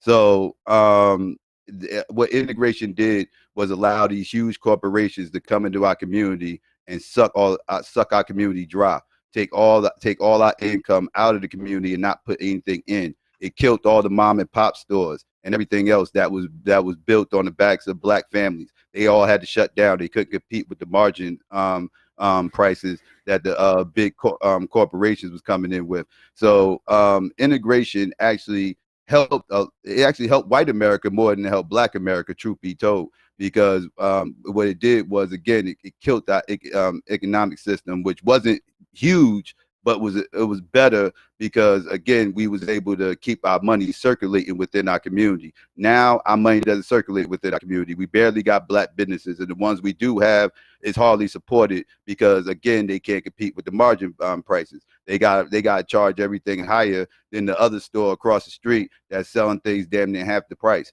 So where people are going to go? They're going to go where it's cheaper. So it's a problem there. So the only way to do this is to kind of work for ourselves. But go ahead, I'll pass the mic. I was going to ask on the since you both agree on the ethno-state issue. One thing that I've always, when this has been brought up, sort of wondered is how you would go about implementing that. Like if that was decided that was going to be a course of action, either way, whether it be a black ethno-state or a white ethno-state. What do you do about the people that aren't going to be willing to leave on their own fruition?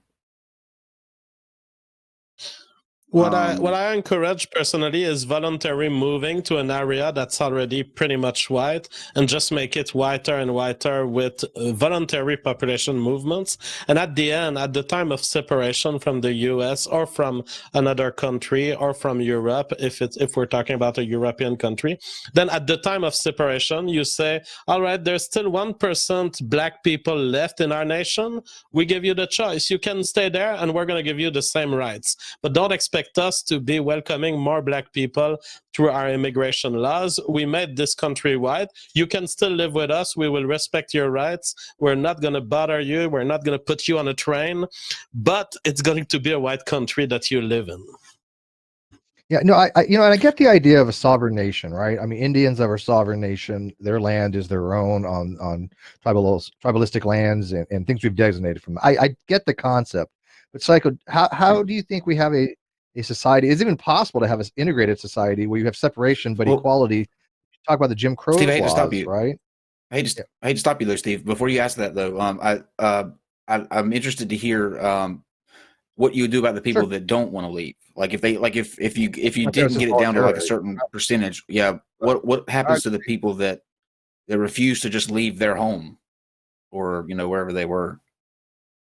Well, they don't have to leave, and I agree with what he was saying. You pretty much just flood the state, like you get a certain area that everybody agree upon. You kind of just flood it, and you kind of just it's nothing illegal about it. Anything, everybody just moved there, and if people want to stay, they can stay, but eventually nature is going to run its course, and what's going to happen is people are going to eventually, like if we all flood, let's say all black people flood Florida, right? Let's just say Florida, for instance, and we all just flood Florida and everything.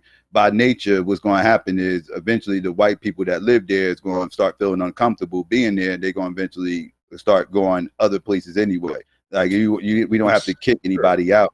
They will just, nature's just going to run its course, and they're going to go. Even if that generation don't leave, the future generation is going to eventually pick up and move. Well, we've seen that actually happen. Demonstrated before in Detroit.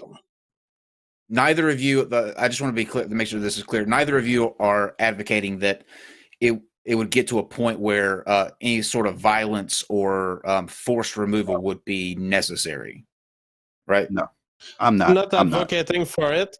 Yeah, I'm not advocating for it, but I recognize there may be situations in a civil war where if we're reacting, we might have to self-defend. But under no aggression, I would not advocate for aggression. Okay. All right. Yeah, I think you guys are right. It would be a natural end result of certain things. I think you mentioned not Chicago, but Detroit. Detroit, thank you, Detroit, Michigan. But there's a few other places. On my show, we had a show called "What's to Come" on my channel, and we've gone through 8 locations in the world that have turned from mixed population to entirely black, and it's feasible. It happens. People feel so pushed by the criminality that increases around them that they leave. Yeah, I mean, well, down in my area, Watts, Compton area, those kind of things, same kind of situations. But Psycho, let me ask you to go back to real quick to the Jim Crow laws. How would you handle that? I don't think that we can have separation and equality in the same society. I don't think they mix together. I think that if you want to have an ethno-state and people want to live somewhere else, and then that's feasible. That's a different society at that time. But with the Jim Crow laws, they weren't equal, clearly. I mean, they were forced to be separated. They had to sit when they're told to be sit and things like that. So how would you have changed that to have this integration and have the equality by eliminating these laws? How would you have done it? Well, again, we should have been. I was okay with us being separate, but we wasn't equal. That was the problem. Again, I think reparations at that time, which we should have been pushing for at that time, which we didn't. That alone, I think at that moment would have helped our situation out tremendously, and I think we would be in a much better spot today if that's what we actually fought for. But we actually fought for the wrong things. I think we was fighting for inclusiveness, and I thought that was a mistake because it didn't cost this country anything to just include us and stuff. It didn't cost them anything. That's why it was so quick to get signed off on it, because right then and there they felt like, to them, that was them giving us reparations, and that was not the case at all. So how would you eliminate these laws then? I mean, let's say you wanted separation, but you wanted to sit where you wanted to be sit, but you wanted to have a designated area, but that wasn't forced to be a designated area, like say Well, at a counter for a we dining wanted a counter chance or to build up. Yeah, we wanted a chance to build up our own communities without any harassment from outside forces, i.e., the Klan and other groups that was put in place to try to keep us down throughout the Jim Crow South. Because again, I gave examples of whole towns and cities being destroyed. That was pretty much black cities that was flourishing. We wanted that terrorism to end for the most part, but again, we was fighting for the wrong thing. We just if we could just got it to where we was equal and not been so focused on trying to be a part of a society that a huge portion of the society wanted nothing to do with us, I think we would have been again in a better position. But because all we wanted was just fair laws, just so people so we could be protected under this constitution where we're allowed to do what we do without being harassed. And instead we just figured, well, we get included in everything that will kill everything that's going on, and that would end racism. And as you can see, racism did not end. It's still going on to this day. So that was a mistake in hindsight. In the time they thought they was doing the right thing, but in hindsight I think it was a big mistake. I just have one last question. Yeah, this is really difficult to hear. So you know what I mean. Like it just sounds so. Off, I guess, is the right word, because you're not used to hear. You know what I mean. Like there's so much like history with the civil rights movement. People, giving their life up for that very thing to be included. And I think personally, I think that's important. I think that you do society a disservice when you separate like that, because both sides, I think, have so much to offer each other. And I know we're not going to agree on that, but that's just my take on it. Steve, go ahead and ask your question. Yeah, no, I agree with that. I find it difficult to have an integrated society when you have people trying to even be self-segregated. I saw a picture the other day, and it wasn't a very old picture, but it was a picture of a classroom, had to be around second, third grade, and had all white kids on one side and all black kids on the other side. And it wasn't that it was imposed. It was just, people sitting where they want to sit. But it was really disconcerting to me. But my last question is basically real quick, but de facto segregation is already happening. I mean, we already have segregation. Yeah. It's just not mandated. Right. It's but de facto segregation to me still is a little disconcerting. But my last question is, and Psycho, you're not advocating the position that any one race is better than another. I think you've already stated that. And Jeff, you don't advocate it as well? You don't think that one race is in any way superior to the other, whether it be genetically, ethically? I mean, do you think there's a differentiation between these races, such as they are in equal in some standard, or do you think that you just want separation, you just want the ethno states, but as Psycho pointed out, there is an equality between the races. No one race is superior to another race. Well, there is no such thing as equality in nature. The idea that two races would converge toward equal measures on anything is absolutely contradictory to randomness and to the theory of evolution. Of course, the squirrels are better at climbing trees than the snails. They are faster at it. And in the same way, black people are better on some measures, white people are better on some other measures, and Asians are better on some other measures. So any one measure that you find, it's very unlikely that you will find equality, and therefore we are deeply unequal and different. But different doesn't mean that you have moral superiority. Is the squirrel morally superior to the snail? No, it's just two life forms that found a way to survive in the way they are. And that's how I see white and black people. We are two life forms. We have separate evolutionary histories that make us different. That's not a reason to annihilate all of the life forms except your own. It's not a reason to be superior to the other or dominate the other or determine what they do.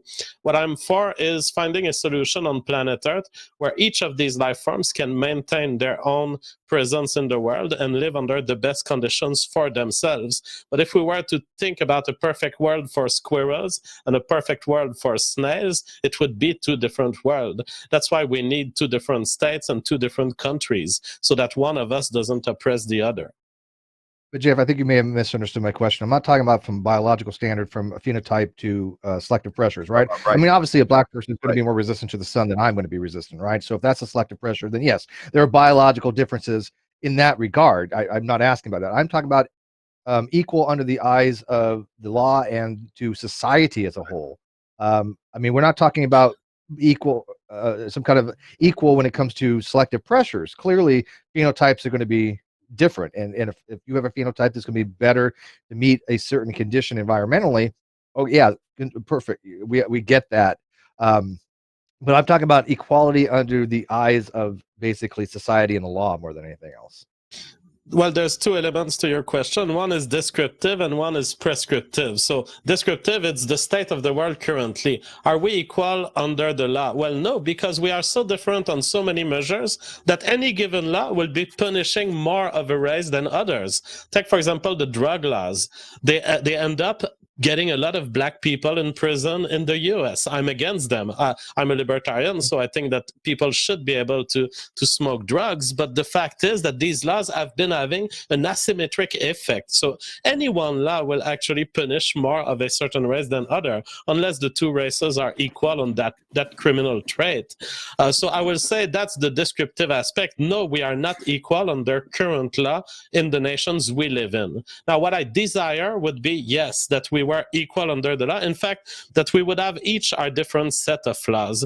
Personally, I'm for separation and segregation such that I will never have to live under a law voted by a single black person. And what I would want is the same liberty for black people. I would want them to have countries where none of my votes or laws or constitutions that I write would ever affect them. Okay, I'm not sure I agree with that, but Psycho, I think the thing is that these laws are just unjust, right? The drug laws has nothing to do with the fact that there's inequality in the law. I think a lot of these laws weren't written to get black people in jail more often than white. I think there's something to be said about, especially with the marijuana thing.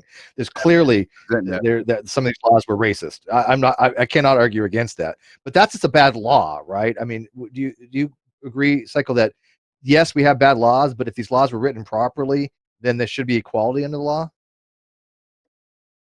If they was written properly, if they wasn't aimed to target specific groups of people, then yeah, that would be the case. But that's unfortunately that's not the case. We definitely do have evidence to point to what you were stating about the drug laws being targeted towards black people. Richard Nixon's administration has been, people from his administration has been quoted as such. The war on drugs, aka the war on black people, has been going on for a long time. You can date back to when what was that, the 1950s, when they had this whole marijuana hysteria, when they used to talk about how weed makes you want to rape white women and cause hallucinations and all types of other stuff. And look at us now. Now weed is about to be a recreational legalized drug in this country within the next, I'll say, less than 10 years. We already got cigarette businesses pulling out of the cigarette business and going into the marijuana business right now as we speak, because they know what's about to happen. So, these whole things have been put in place for quite some time. And it's real, now they trying to lighten up on the drug laws, because now the drug laws have seeped outside of the inner cities, and now they are all in the suburbs. You got this opioid epidemic that's destroying white communities and everything else, and now all of a sudden they want to be easy on drugs. Now they want to make all these easy drug laws. Now they want to peel back and everything, because they're not doing this for black people. They're doing this because the drugs wasn't contained in the isolated areas they wanted to be contained in. Now it done spilled over, so now they're trying to change the laws. But again, it just goes to show that these laws are not built to be equal amongst all people. It's focused on being, fair to one group of people, and that's it. Do you worry though that if you were to achieve a ethno state between the two races, let's just go with those two, whites and blacks, that it would then become a sort of, we would no longer see each other as Americans altogether, or just humans. It would be a us versus them thing, and there would be more instances of violence, because it would then be a, oh well, if one of the whites and the blacks crossed paths, it would be essentially this team versus this team. I mean, one injustice to this one is an entire injustice to everybody on this side. So don't you think you would worry about potentially that level of violence getting out of hand between these two ethno-states? Personally, I'm not worried. Just look at Canada and the US. There are two countries that they are defined differently, and we don't step on each other's toe. In fact, I think most of the violence problem, interracial violence problem, is at the individual level. It's individual criminals committing crime across the races, more often than not from black to white populations. I think once you have two different countries, your threshold for violence becomes a military invasion of some kind, and that's more difficult to organize, and it will be subject to much more reasonable considerations, I believe. And Psycho? Yes. I think, if it's two different ethno states, we won't have too much interaction with each other. Like he said, you got nations all the time. I mean, we right in between two nations. We got Canada above us, Mexico under us. So there's no animosity there. Well, not to the point where it's any war. Honestly, it's animosity with the immigration thing and everything else, that third. But for the most part, we get along with our neighbors over here. So I don't see how that couldn't be the case here. Long as nobody's infiltrating each other's territory, I don't see how that's even a problem. But you always had that. You always had that chance that somebody might try to cross borders and everything else, and that will be dealt with accordingly if that does happen. But we do have issues with them now. I mean, the one of the most contentious issues now is building a wall to separate our neighbor to the south. Right, that's immigration. Right. I'm talking about the government, though. That's sort of what I'm talking about. Yeah, well, they arguing over who's paying for it. Yeah, they arguing over who's paying for the wall and everything else. But for the most part, we're not in danger of going to war with Mexico. No, and my ultimate point, though, is that if you have these with Mexico and Canada, we're kind of integrated still. People can come and go as they please into Mexico from America and up into Canada, for whatever reason. If you had two ethno states, you would probably want to keep those absolutely separate. And the instances whether it be territory or whatever, it just seems like it would eventually lead to a point. I mean, people can visit, but they can't become citizens, but they can visit. You don't think that puts strain on society, though? I mean, you don't think that the people that decide not to go live in some kind of ethno state, they're not going to be frowned upon, not going to be treated different, especially by the people that live in the ethno state? I mean, if they come visit, be like, hey, you're not one of us. It does seem to lead to isolationism and lead to us versus them mentality. Look at Israel and Palestine. I mean, it seems that both of our hosts have been buying the globalist talking points totally, which are false. We get paid for this. Yeah, exactly. Oh, no. Exactly. It's not economic deals that integrate nations together that keep us from killing each other. It's other considerations totally. Look at Trump, his arrival to the US. I think the world has never been in a state of peace as it is right now. Yet we are destroying our NATO alliances and our various global alliances in the military sector, in the economic sector. He brought it down to single country deals rather than overall global deals. And yet no one is making war. I think it's an illusion to believe that economic communication and kind of opportunities being open for travel between the two countries is what keep people from going at war. Would you have a different label for somebody? Like, for say, a black person didn't want to go live in a specific area. They felt that they wanted to be, just like anybody else. I think there would be that us versus them mentality, whether I'm a globalist or not. I think it's something that just happens in a society. They'd be like, hey, you're not one of us. You're one of them. You're one of the outsiders. George Soros got You to don't see that happen? definitely, if there's balkanization of the U.S., there's definitely going to be a part of the U.S. that refuses identitarianism. And if they have some military force, they might even keep a part of America multiculturalist. We could call it the multiculti U.S. New nation, or give it a new name. And they would refuse to join either the black or white ethno-states. And, that's and don't actually we a have good that point, kind of feeling anyway? Like if I was to move out in Poland, they're going to look at me as I'm not one of them. If you move out to Haiti, they're going to look at you like you're not one of them. So I mean, you know, we already have this aspect, you know, across the we have to globe. add to it. Well, if y'all are going to do, if y'all are going to create your own ethno state, then I am going to San Francisco and set up the first all gay ethno state. I will be the head of that. You know, there you go. Why don't we just have like, you know, gays have one area, you know, I'll take that on. blacks have another area, Jews have We've another. already got it. Let's San separate Francisco. everything. Forget about, We've already got it. Forget all Whatever American gay- pot. Whatever gay area you keep is going to be unpopulated a generation from now. So you cannot What if have you a were gay gay and ethno black state because they can't make babies. Unless you have a system to bring in, to reproduce between couples of lesbians and gays. I don't know. Oh, they have That's totally ways fine now. with us. No, that's totally fine with us. It's totally fine with us. I'm of the, like, I like to be able to give kids back. So maybe what we can do is just babysit the surrounding ethno states kids. We can just bring them in and babysit, and then send them back. But yeah, I'm fine with. Wait, real quick. Do you have a separate society that's just for gay black people? I mean, where does it kind of end? Me? Oh no! Are you asking me? No, I'm asking anybody. If you have one area that you black and one is gay. No, I'm assuming it can't be race based if it's a gay ethno state. I'm assuming. I'm just saying. Yeah, but yeah, race based. It's dick based. But even if you look at even if you look at the gay culture, they're de facto segregated as well, because you go to certain communities, you know, you have the little gay sectors of the community, you know, out here, you know, we got the Village out here. He just mentioned San Francisco and everything else. Like, so, you know, you have little isolated communities where gays feel comfortable amongst each other and they all move amongst each other as well. So it's not just a race thing, you know, people tend to want to live around people they feel comfortable with.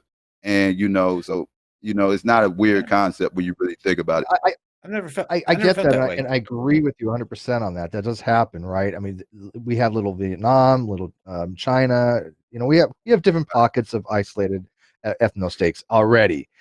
But if you have a white society, that seems to be looked down upon. Like I used to live near Beverly Hills area, right? That was at the time. Van Nuys and Beverly Hills and Bel Air and all these other areas were primarily white, and they were frowned upon.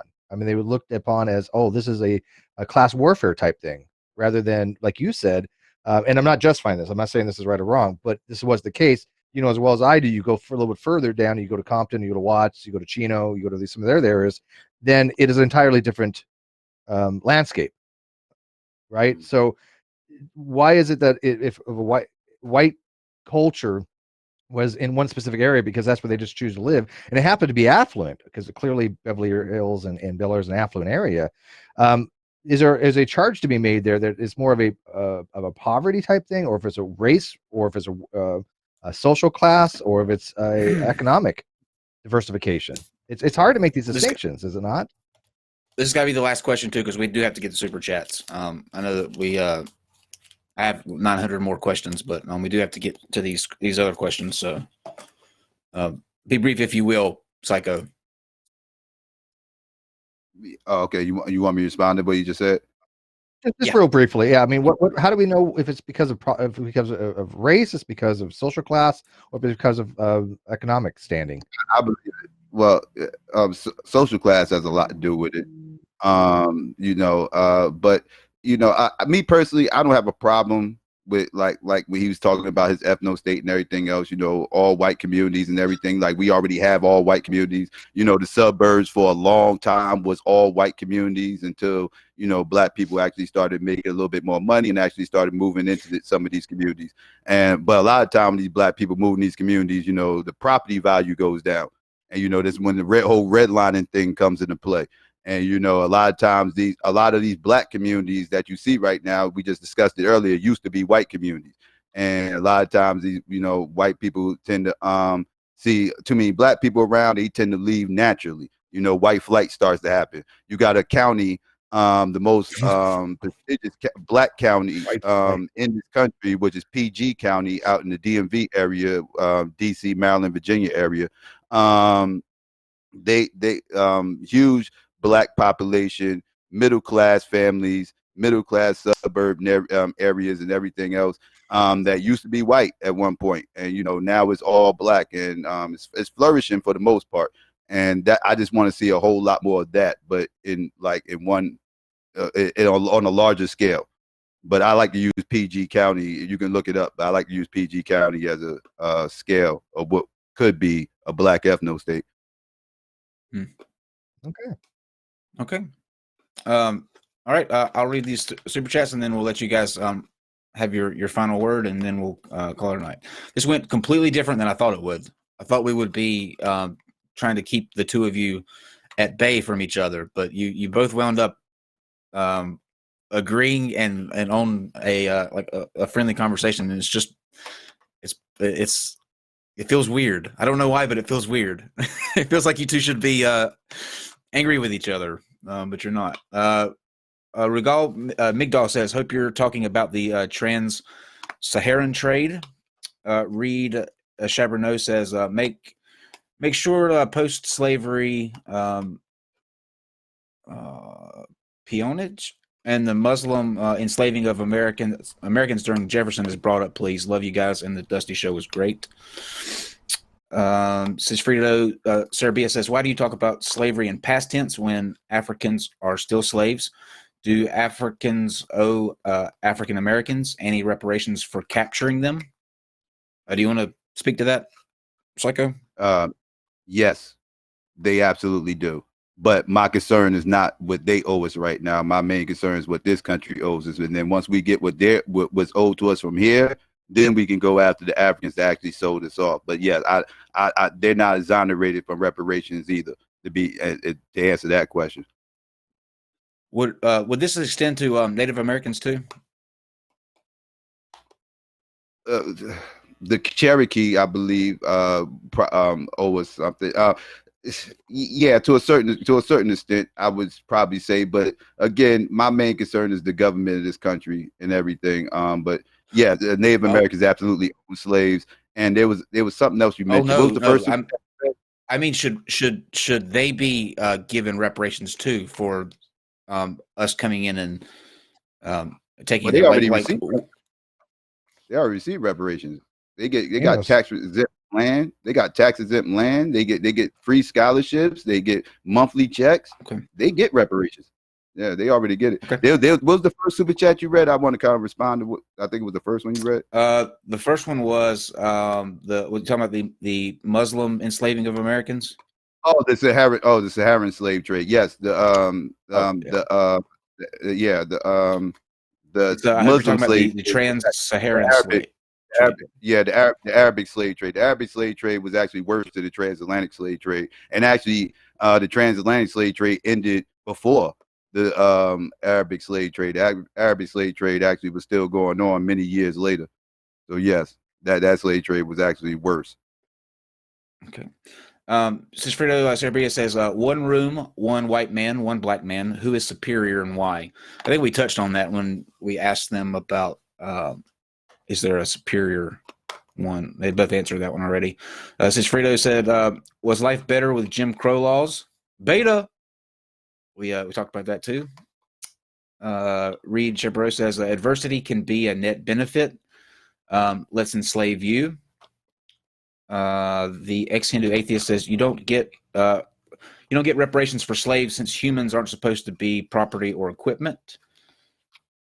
Then they went on to say, give them reparations, deduct pay for the labor that slaves performed to charities for minorities. Their wealth will go on, and the books will be balanced. And then finally they say, yeah, give them land to build cult compounds, shaking my head.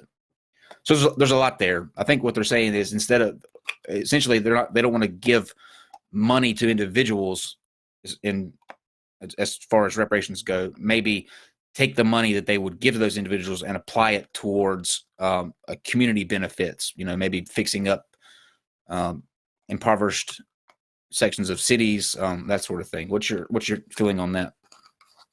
Well, I think that's a nice gesture, but I don't think that's for them to say. For what Black people should do with the money, or what they want us to do with the money. I do. What do I think we should personally do? I do personally think we should funnel our money within ourselves, not immediately go out here and start buying up things like crazy and doing all kinds of stupid stuff with our money. I think we should strategically use our money to build up a foundation, in an economic system, which in the case where we actually keeping our money circulating and start building up small things and everything, and able to compete with other large corporations within our community, so we won't have to. Keep. Go ahead.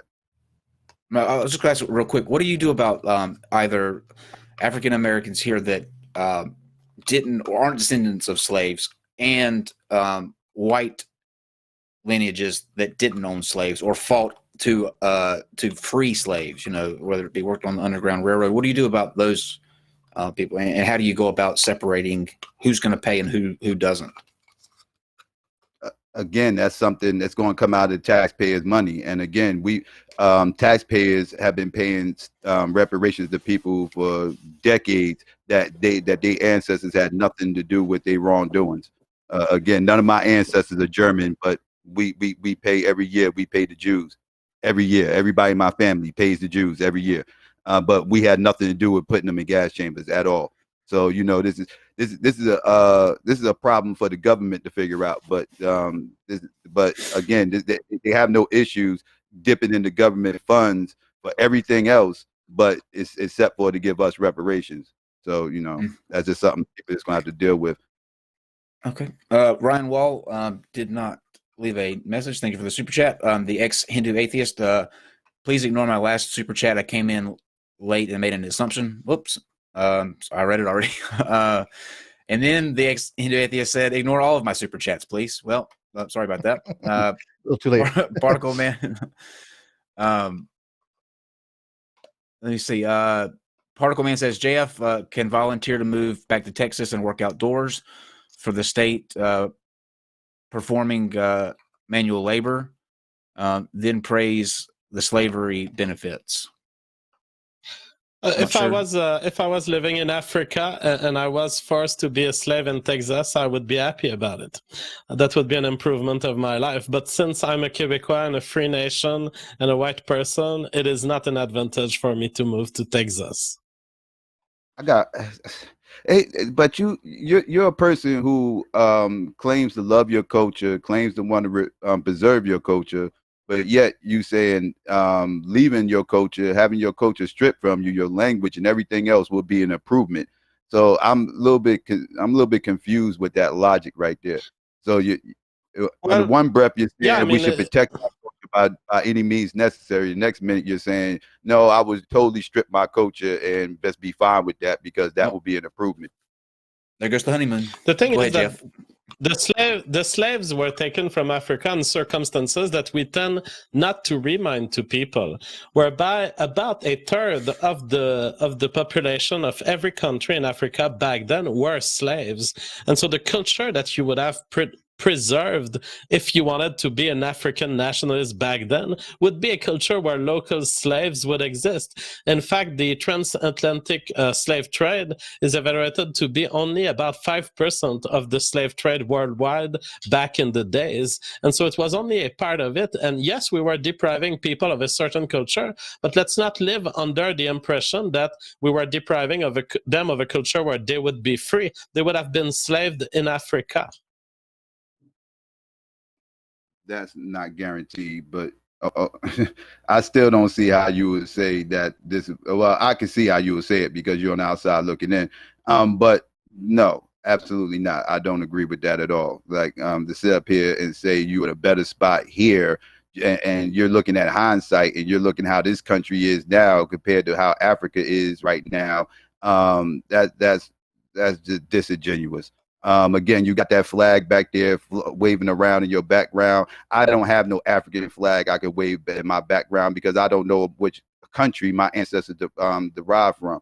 So it's real easy for you to say with your French flag back there, knowing your ancestors came from France, knowing your language, knowing your culture and everything else, to say, oh, they should be fine just getting rid of all their culture because they're in such a better position here than Africa is right now and everything else. Well, you know what we had to do to get in the spot that we're in now, which ain't the best spot in the world, by the way, because we are the most impoverished people in this country per capita. It's not even close.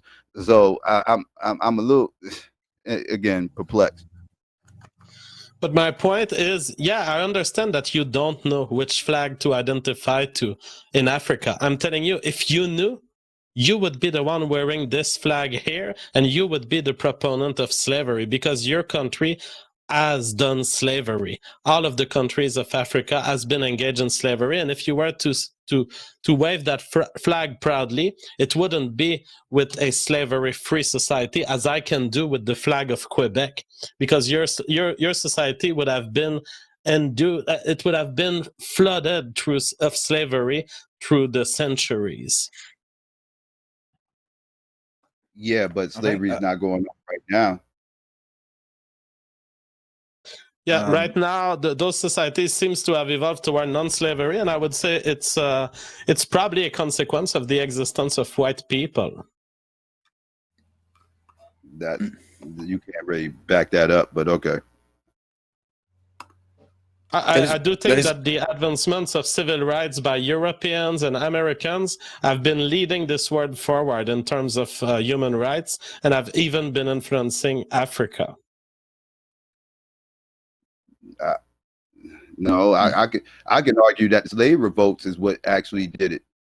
I can argue that it's the slave revolts. I could argue that the slave revolt in Haiti in particular is what was a very key factor into how people view slavery today, because they saw the backlash of what can happen. They saw how a whole island could get taken over, and how they saw the errors in their ways. Because after Haiti, slavery dropped off tremendously.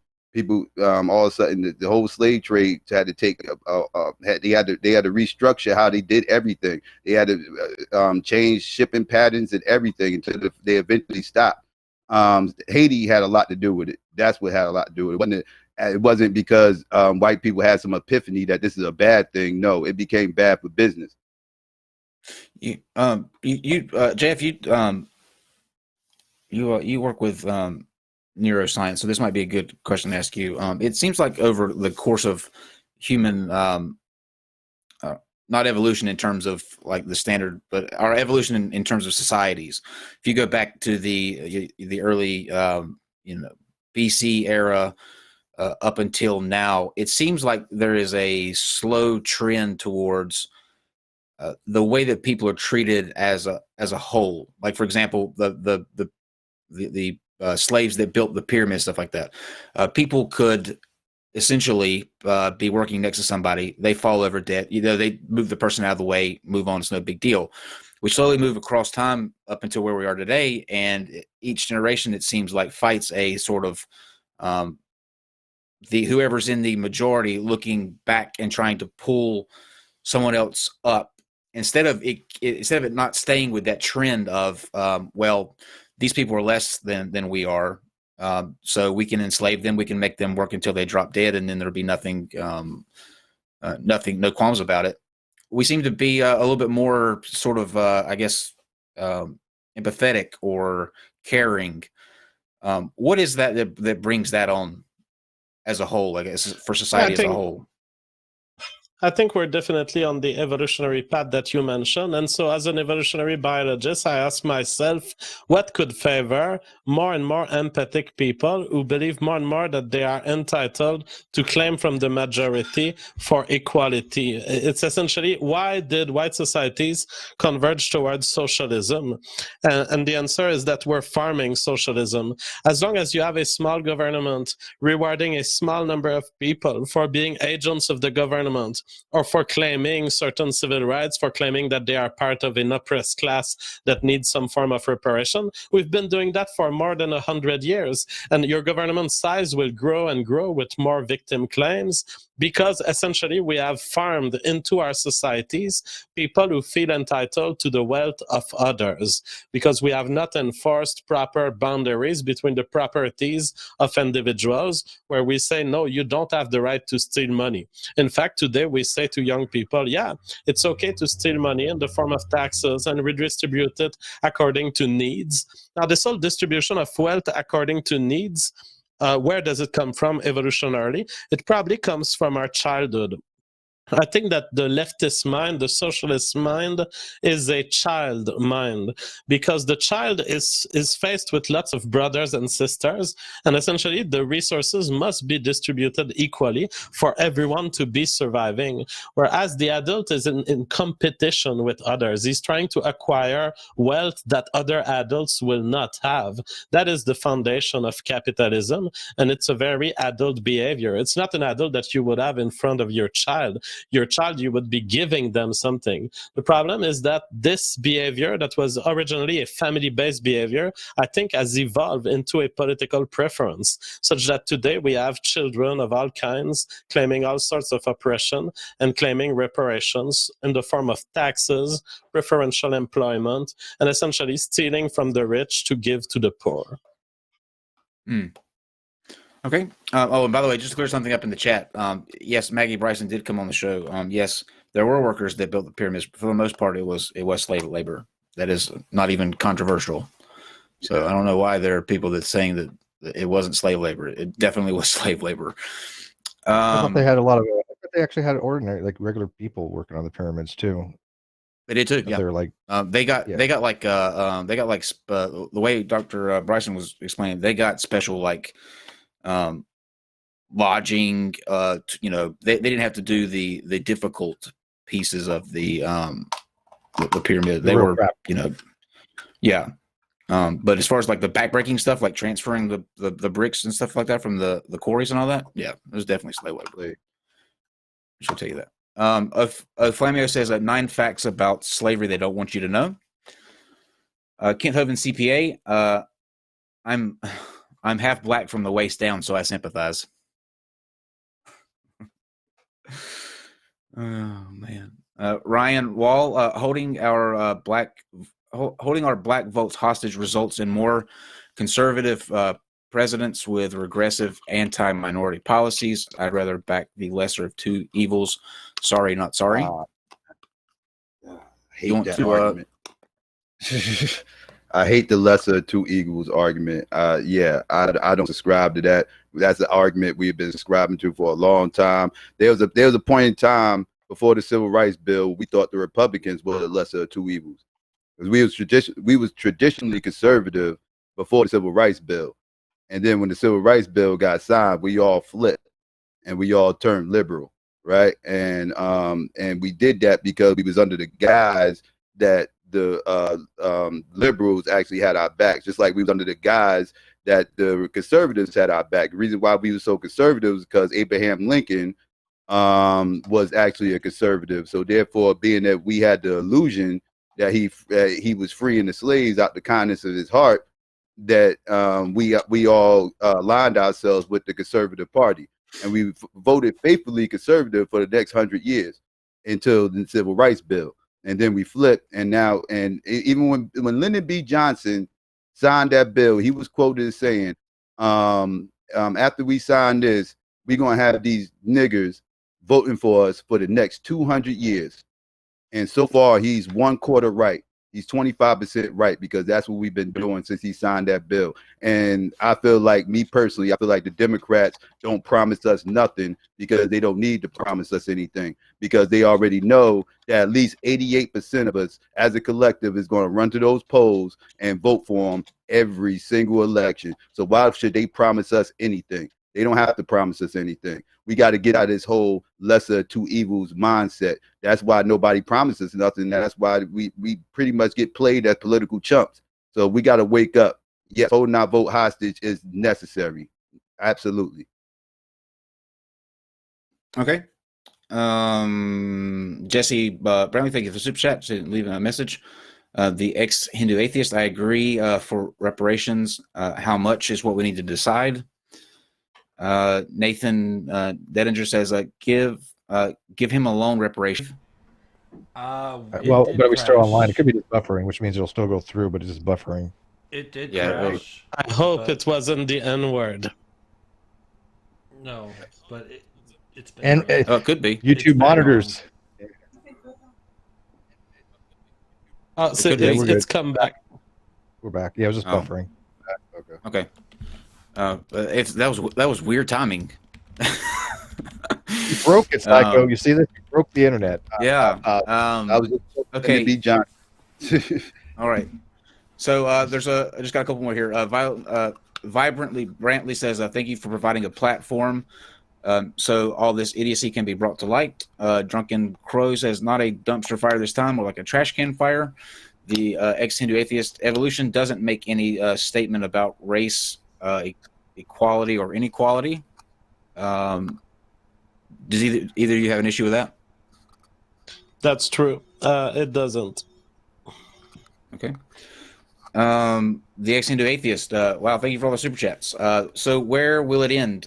Race, gender, sexuality, religion, cults, and then what about those who mix? Ostracize them for fuck's sake. That's my point too. Yeah, I agree with the ex-Hindu atheists. Those are exactly kind of the points I'm making too. Where do you break it down to the fine-grained structure of society that you're just basing things on race, sexual orientation, gender, religion? You're just going to have a non-homogeneous society that's consistent of individual compounds at some point. I don't think that's what America was really founded on. I don't think that was the principle of America myself. Yeah. So I understand we're always in discussions of diversity. We're always at a certain level of diversity, and we're looking for a certain level of homogeneity. I think that once people would be in a white nation and they have a social contract and they feel that they're not going to be the victim of disproportionate amount of violence from any subgroups, then they would have no reason to further segregate. But I think we're definitely in a situation right now where there's enough difference between the populations so that they feel founded, they feel grounded in this idea that they must separate. And you say America wasn't built with the idea of segregation. Well, it was originally, and I think it's what made America great. This idea that it was a white European country. I don't think it would have been the same if you were welcoming anyone. And this whole idea of welcoming anyone and welcoming diversity in any direction, it must be false. You must agree, for example, that there are certain types of criminals you don't want walking around your street. Well, there are also certain kinds of people I would prefer have a different nation so they can vote for their laws and I don't have to be submitted under their laws. Well, I think that's a false equivalence. You're talking about criminalization. I mean, granted, we don't want criminals roaming the street, but they could be of any other class. We're talking about America. Not all diversities are good, right? I was just about to say, on the flip side, I want my kids to be able to go to school without getting shot up by everybody. You know, that'd be nice, right? Yeah, it'd be really nice. Yeah, just because somebody upset because they didn't get a prom date, I'm a little bit worried about that. So yeah, I concur. I don't want to be around a bunch of criminals of other subsets. Right. Okay. There's just 3 more here, and then we'll be done. Drunken Crow says, "Long live Gayconda." I guess that's what we're calling San Francisco now. Gayconda. Spike Smith says, "Amazing." Trent Benefield, what dollar amount would you assign for reparations? This seems like a really contestable number. So that's going to be for you, Psychopath, what number would you? What's a good number for reparations, in your opinion? I don't have a set number. I do believe this country owes us trillions of dollars. Be honest with you, I would love to have some land. I would love to have some tax exemption. I would like to have the same things that the Native Americans got from this country. I would like to follow that model as far as reparations go. To be honest with you, I would like to have some free land, tax exemption, some payments, and again, free scholarships. Okay. That's one argument I haven't had the time to make, but I think if we were to actually calculate the reparation number, it would be a negative number, because at this point we've been paying lots of taxes that have benefited the black population in the US, and I think that if we were to really do the counts, we would end up realizing that black people owe some things to white. Think it's that diluted? Because every white person in America is contributing net positive. There you go. Yeah, that would be weird. Go ahead, Jeff. I think you're in the middle. You owe me $10, man. No, I was just saying that it's based on the fact that white people have been a net positive in average for the state, and in the state disproportionately benefits black people through social welfare services and costs relating to prison.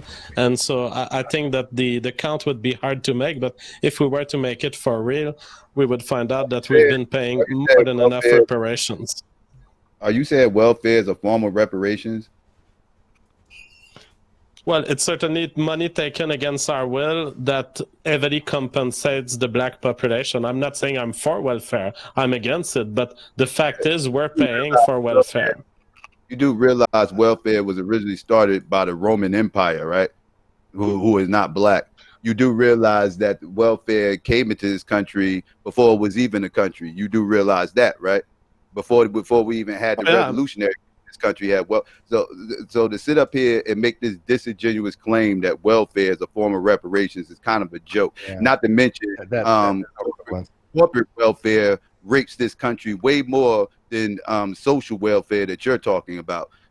This country has been bailed out so many times by corporate welfare. It's amazing, and that has nothing to do with black people. And not to mention the average person in this country pays an annual total on their taxes annual total of their taxes that go towards welfare is $6 annually. That's how much the average person in this country pays in taxes that goes towards welfare. So this whole idea that welfare is killing everything in this country and is predominantly a black thing, even though it's mostly white people that's on welfare, it's actually a joke. So no, welfare is not any type of form of reparations whatsoever. Well, first, on your first point, I will say I haven't made a claim about the initiation or the origin of welfare. I don't care if it comes from the Roman. I'm talking about the last few decades of life in America. And I'm saying that, yes, welfare programs are a net transfer from white populations to black population that should be accounted were we to ever calculate reparations. And on the $6 point, I say this is a very restrictive definition of welfare. When I say welfare, I mean it in the libertarian sense, in the large sense of every services that the state provides to people based on being poor or being part of a community that has more needs. And that includes Medicare, it includes all sorts of programs that is not just the food stamp stuff. In fact, I include even the cost of prisons, because it's a cost we have to undergo to maintain certain populations in our world. And these costs are enormous, much more than $6 per year. Well, yeah, but this country makes a lot of money off these prisons. The prison is an industry. Let's not get this twisted. Like, this is the reason why all these private prison systems are in place. And again, to touch back on this welfare thing real quick, people act like, people on welfare just sitting around not doing anything, collecting food stamps and this, that, third. They all unemployed. actually these welfare people aren't unemployed; they're actually underemployed. You know, a lot of these people are working. A lot of these people work part-time jobs and everything else, and they just getting extra help to help them make means, to help them make the ends meet. Like a lot of these people, like they force these people to go on programs and everything else and training and get them part-time jobs or full-time jobs. So these people are not just sitting around not doing anything that's on welfare. These people, most of these people are actually working. Yeah, it's a form of equity. I mean, in retail, I had a lot of people that were like that. They were working, but they weren't working enough hours to have a sufficient cost of living. So they would be on some form of welfare to help subsidize that. That is what equity would be in society. That is what I've seen more often than people that are unemployed on welfare. Ex-Hindu atheist. This is the actually Mike McAtheist says $1 million, and the final super chat says, "What about the LGBTQ plus community? Will they be safe in these ethno states? I doubt it." So, well, there's a I'm good all question. for a not. Yeah, I say we should have an understanding and empathic approach toward gay and LGBT, but I think we should favor reproductive behavior through incentives. And so I'm totally for denying them the right to marriage. They could have a symbolic marriage, but not have the associated benefits. I'm all for saying, look, our society is for reproductive people, and gay people exist because they had parents who reproduced. And therefore, any sort of incentivizing of reproduction wouldn't be wrong. It wouldn't be a wrong toward gay people. It would just be saying, look, as a gay person, your existence depends on dicks entering vaginas. So let's do it. That's why I think that's I don't think episode. I don't think you'd have to worry about that though, because I don't think the like I would want to stay in the whatever is the normal America, like the America we have now. I don't think you'd have an issue with usually it's mindsets that are going to group together, you know what I mean? And I don't think that you'd have that much of an issue with, unless it's, what's his name? What is his name? Is it Jack Donovan? I have no I think idea. is his name. What about him? Yeah, he's a it's that weird word that we were reading the other day, where they do like these primal weekends, but he's for an ethno state. But they like have these weekends where they go and they just all the men have sex with other men all weekend. It's called a primal weekend, something like that. Never heard of it. Yeah, look up. Never been one. Jack Donovan. Sorry. Yeah, But Jack Donovan. I don't think these things are disincentive. I don't think that by denying things like gay marriage, it has anything to do with whether we're going to have procreation more or not. People that are gay are not going to go, hey, I don't want to be gay because I can't get married. It doesn't happen that way. These are just disenfranchised things. I don't see why it makes any difference if we give people the right to get married or if they don't, whether it's civilly, whether it's in the church. It makes no difference as long as they have the ability to do so like any other person. Again, I never would know one gay person that said, I don't want to be gay because I can't get married. That has never happened in the history of humanity, I don't think. We don't know what will happen with a society that actively favors gay people and makes them a socially desirable outcomes and uses symbolic things like marriages to kind of say, yes, it is accepted in our society. Personally, I would say we don't know what will happen 20 years from now. Will we have increased the amount of people who converge toward gay lifestyles? Maybe we will. We just don't know. People make the claim that, oh no, you're born gay and there's nothing to be changed about it. I'm not sure at all we have the data to make this case. What I would say is we don't know to what extent societal influences have impacts on transsexual behavior and gay behavior. And the early data, the kind of anecdotal cases we can look at right now, which are, for example, children converting to transgenderism because it's a fashion in their school or they feel that they will be encouraged by their parents to do so, tells us a very different story. But I can't wait so that we have the data to say it for sure, that the way we do marketing for gay people in our society is helping people, is favoring more people becoming gay. Yeah, I don't necessarily see that, though. I agree with the really, position. I don't. How is that? People, again, I'm not a big fan of the born gay thing. I think there's a nature versus nurture to be had, and I think there has to, in order to say you're born gay, you have to definitively say there are genetic and hormonal reasons that are the only reasons, and I don't think that's the case. I think there has to be some conditions where it is more of a nurturing thing, but it's not one size fits all. You don't think people are born gay? You don't think people are born gay? Well, I mean, not as a whole. I mean, well, I would say most people have the propensity to be gay when they're born because of genetic and hormonal reasons. Yes, but there has to be some things that are still environmental. There's not 100% one way or the other. Right. I mean, Jay, would you agree from a biological standpoint? Yeah, I think that first, I don't believe in the nature-nurture distinction. It's all happening together. It's like the area of a rectangle. Does it depend on its width or on its length? Well, it depends on the two being multiplied. And genes and environment interact in that way.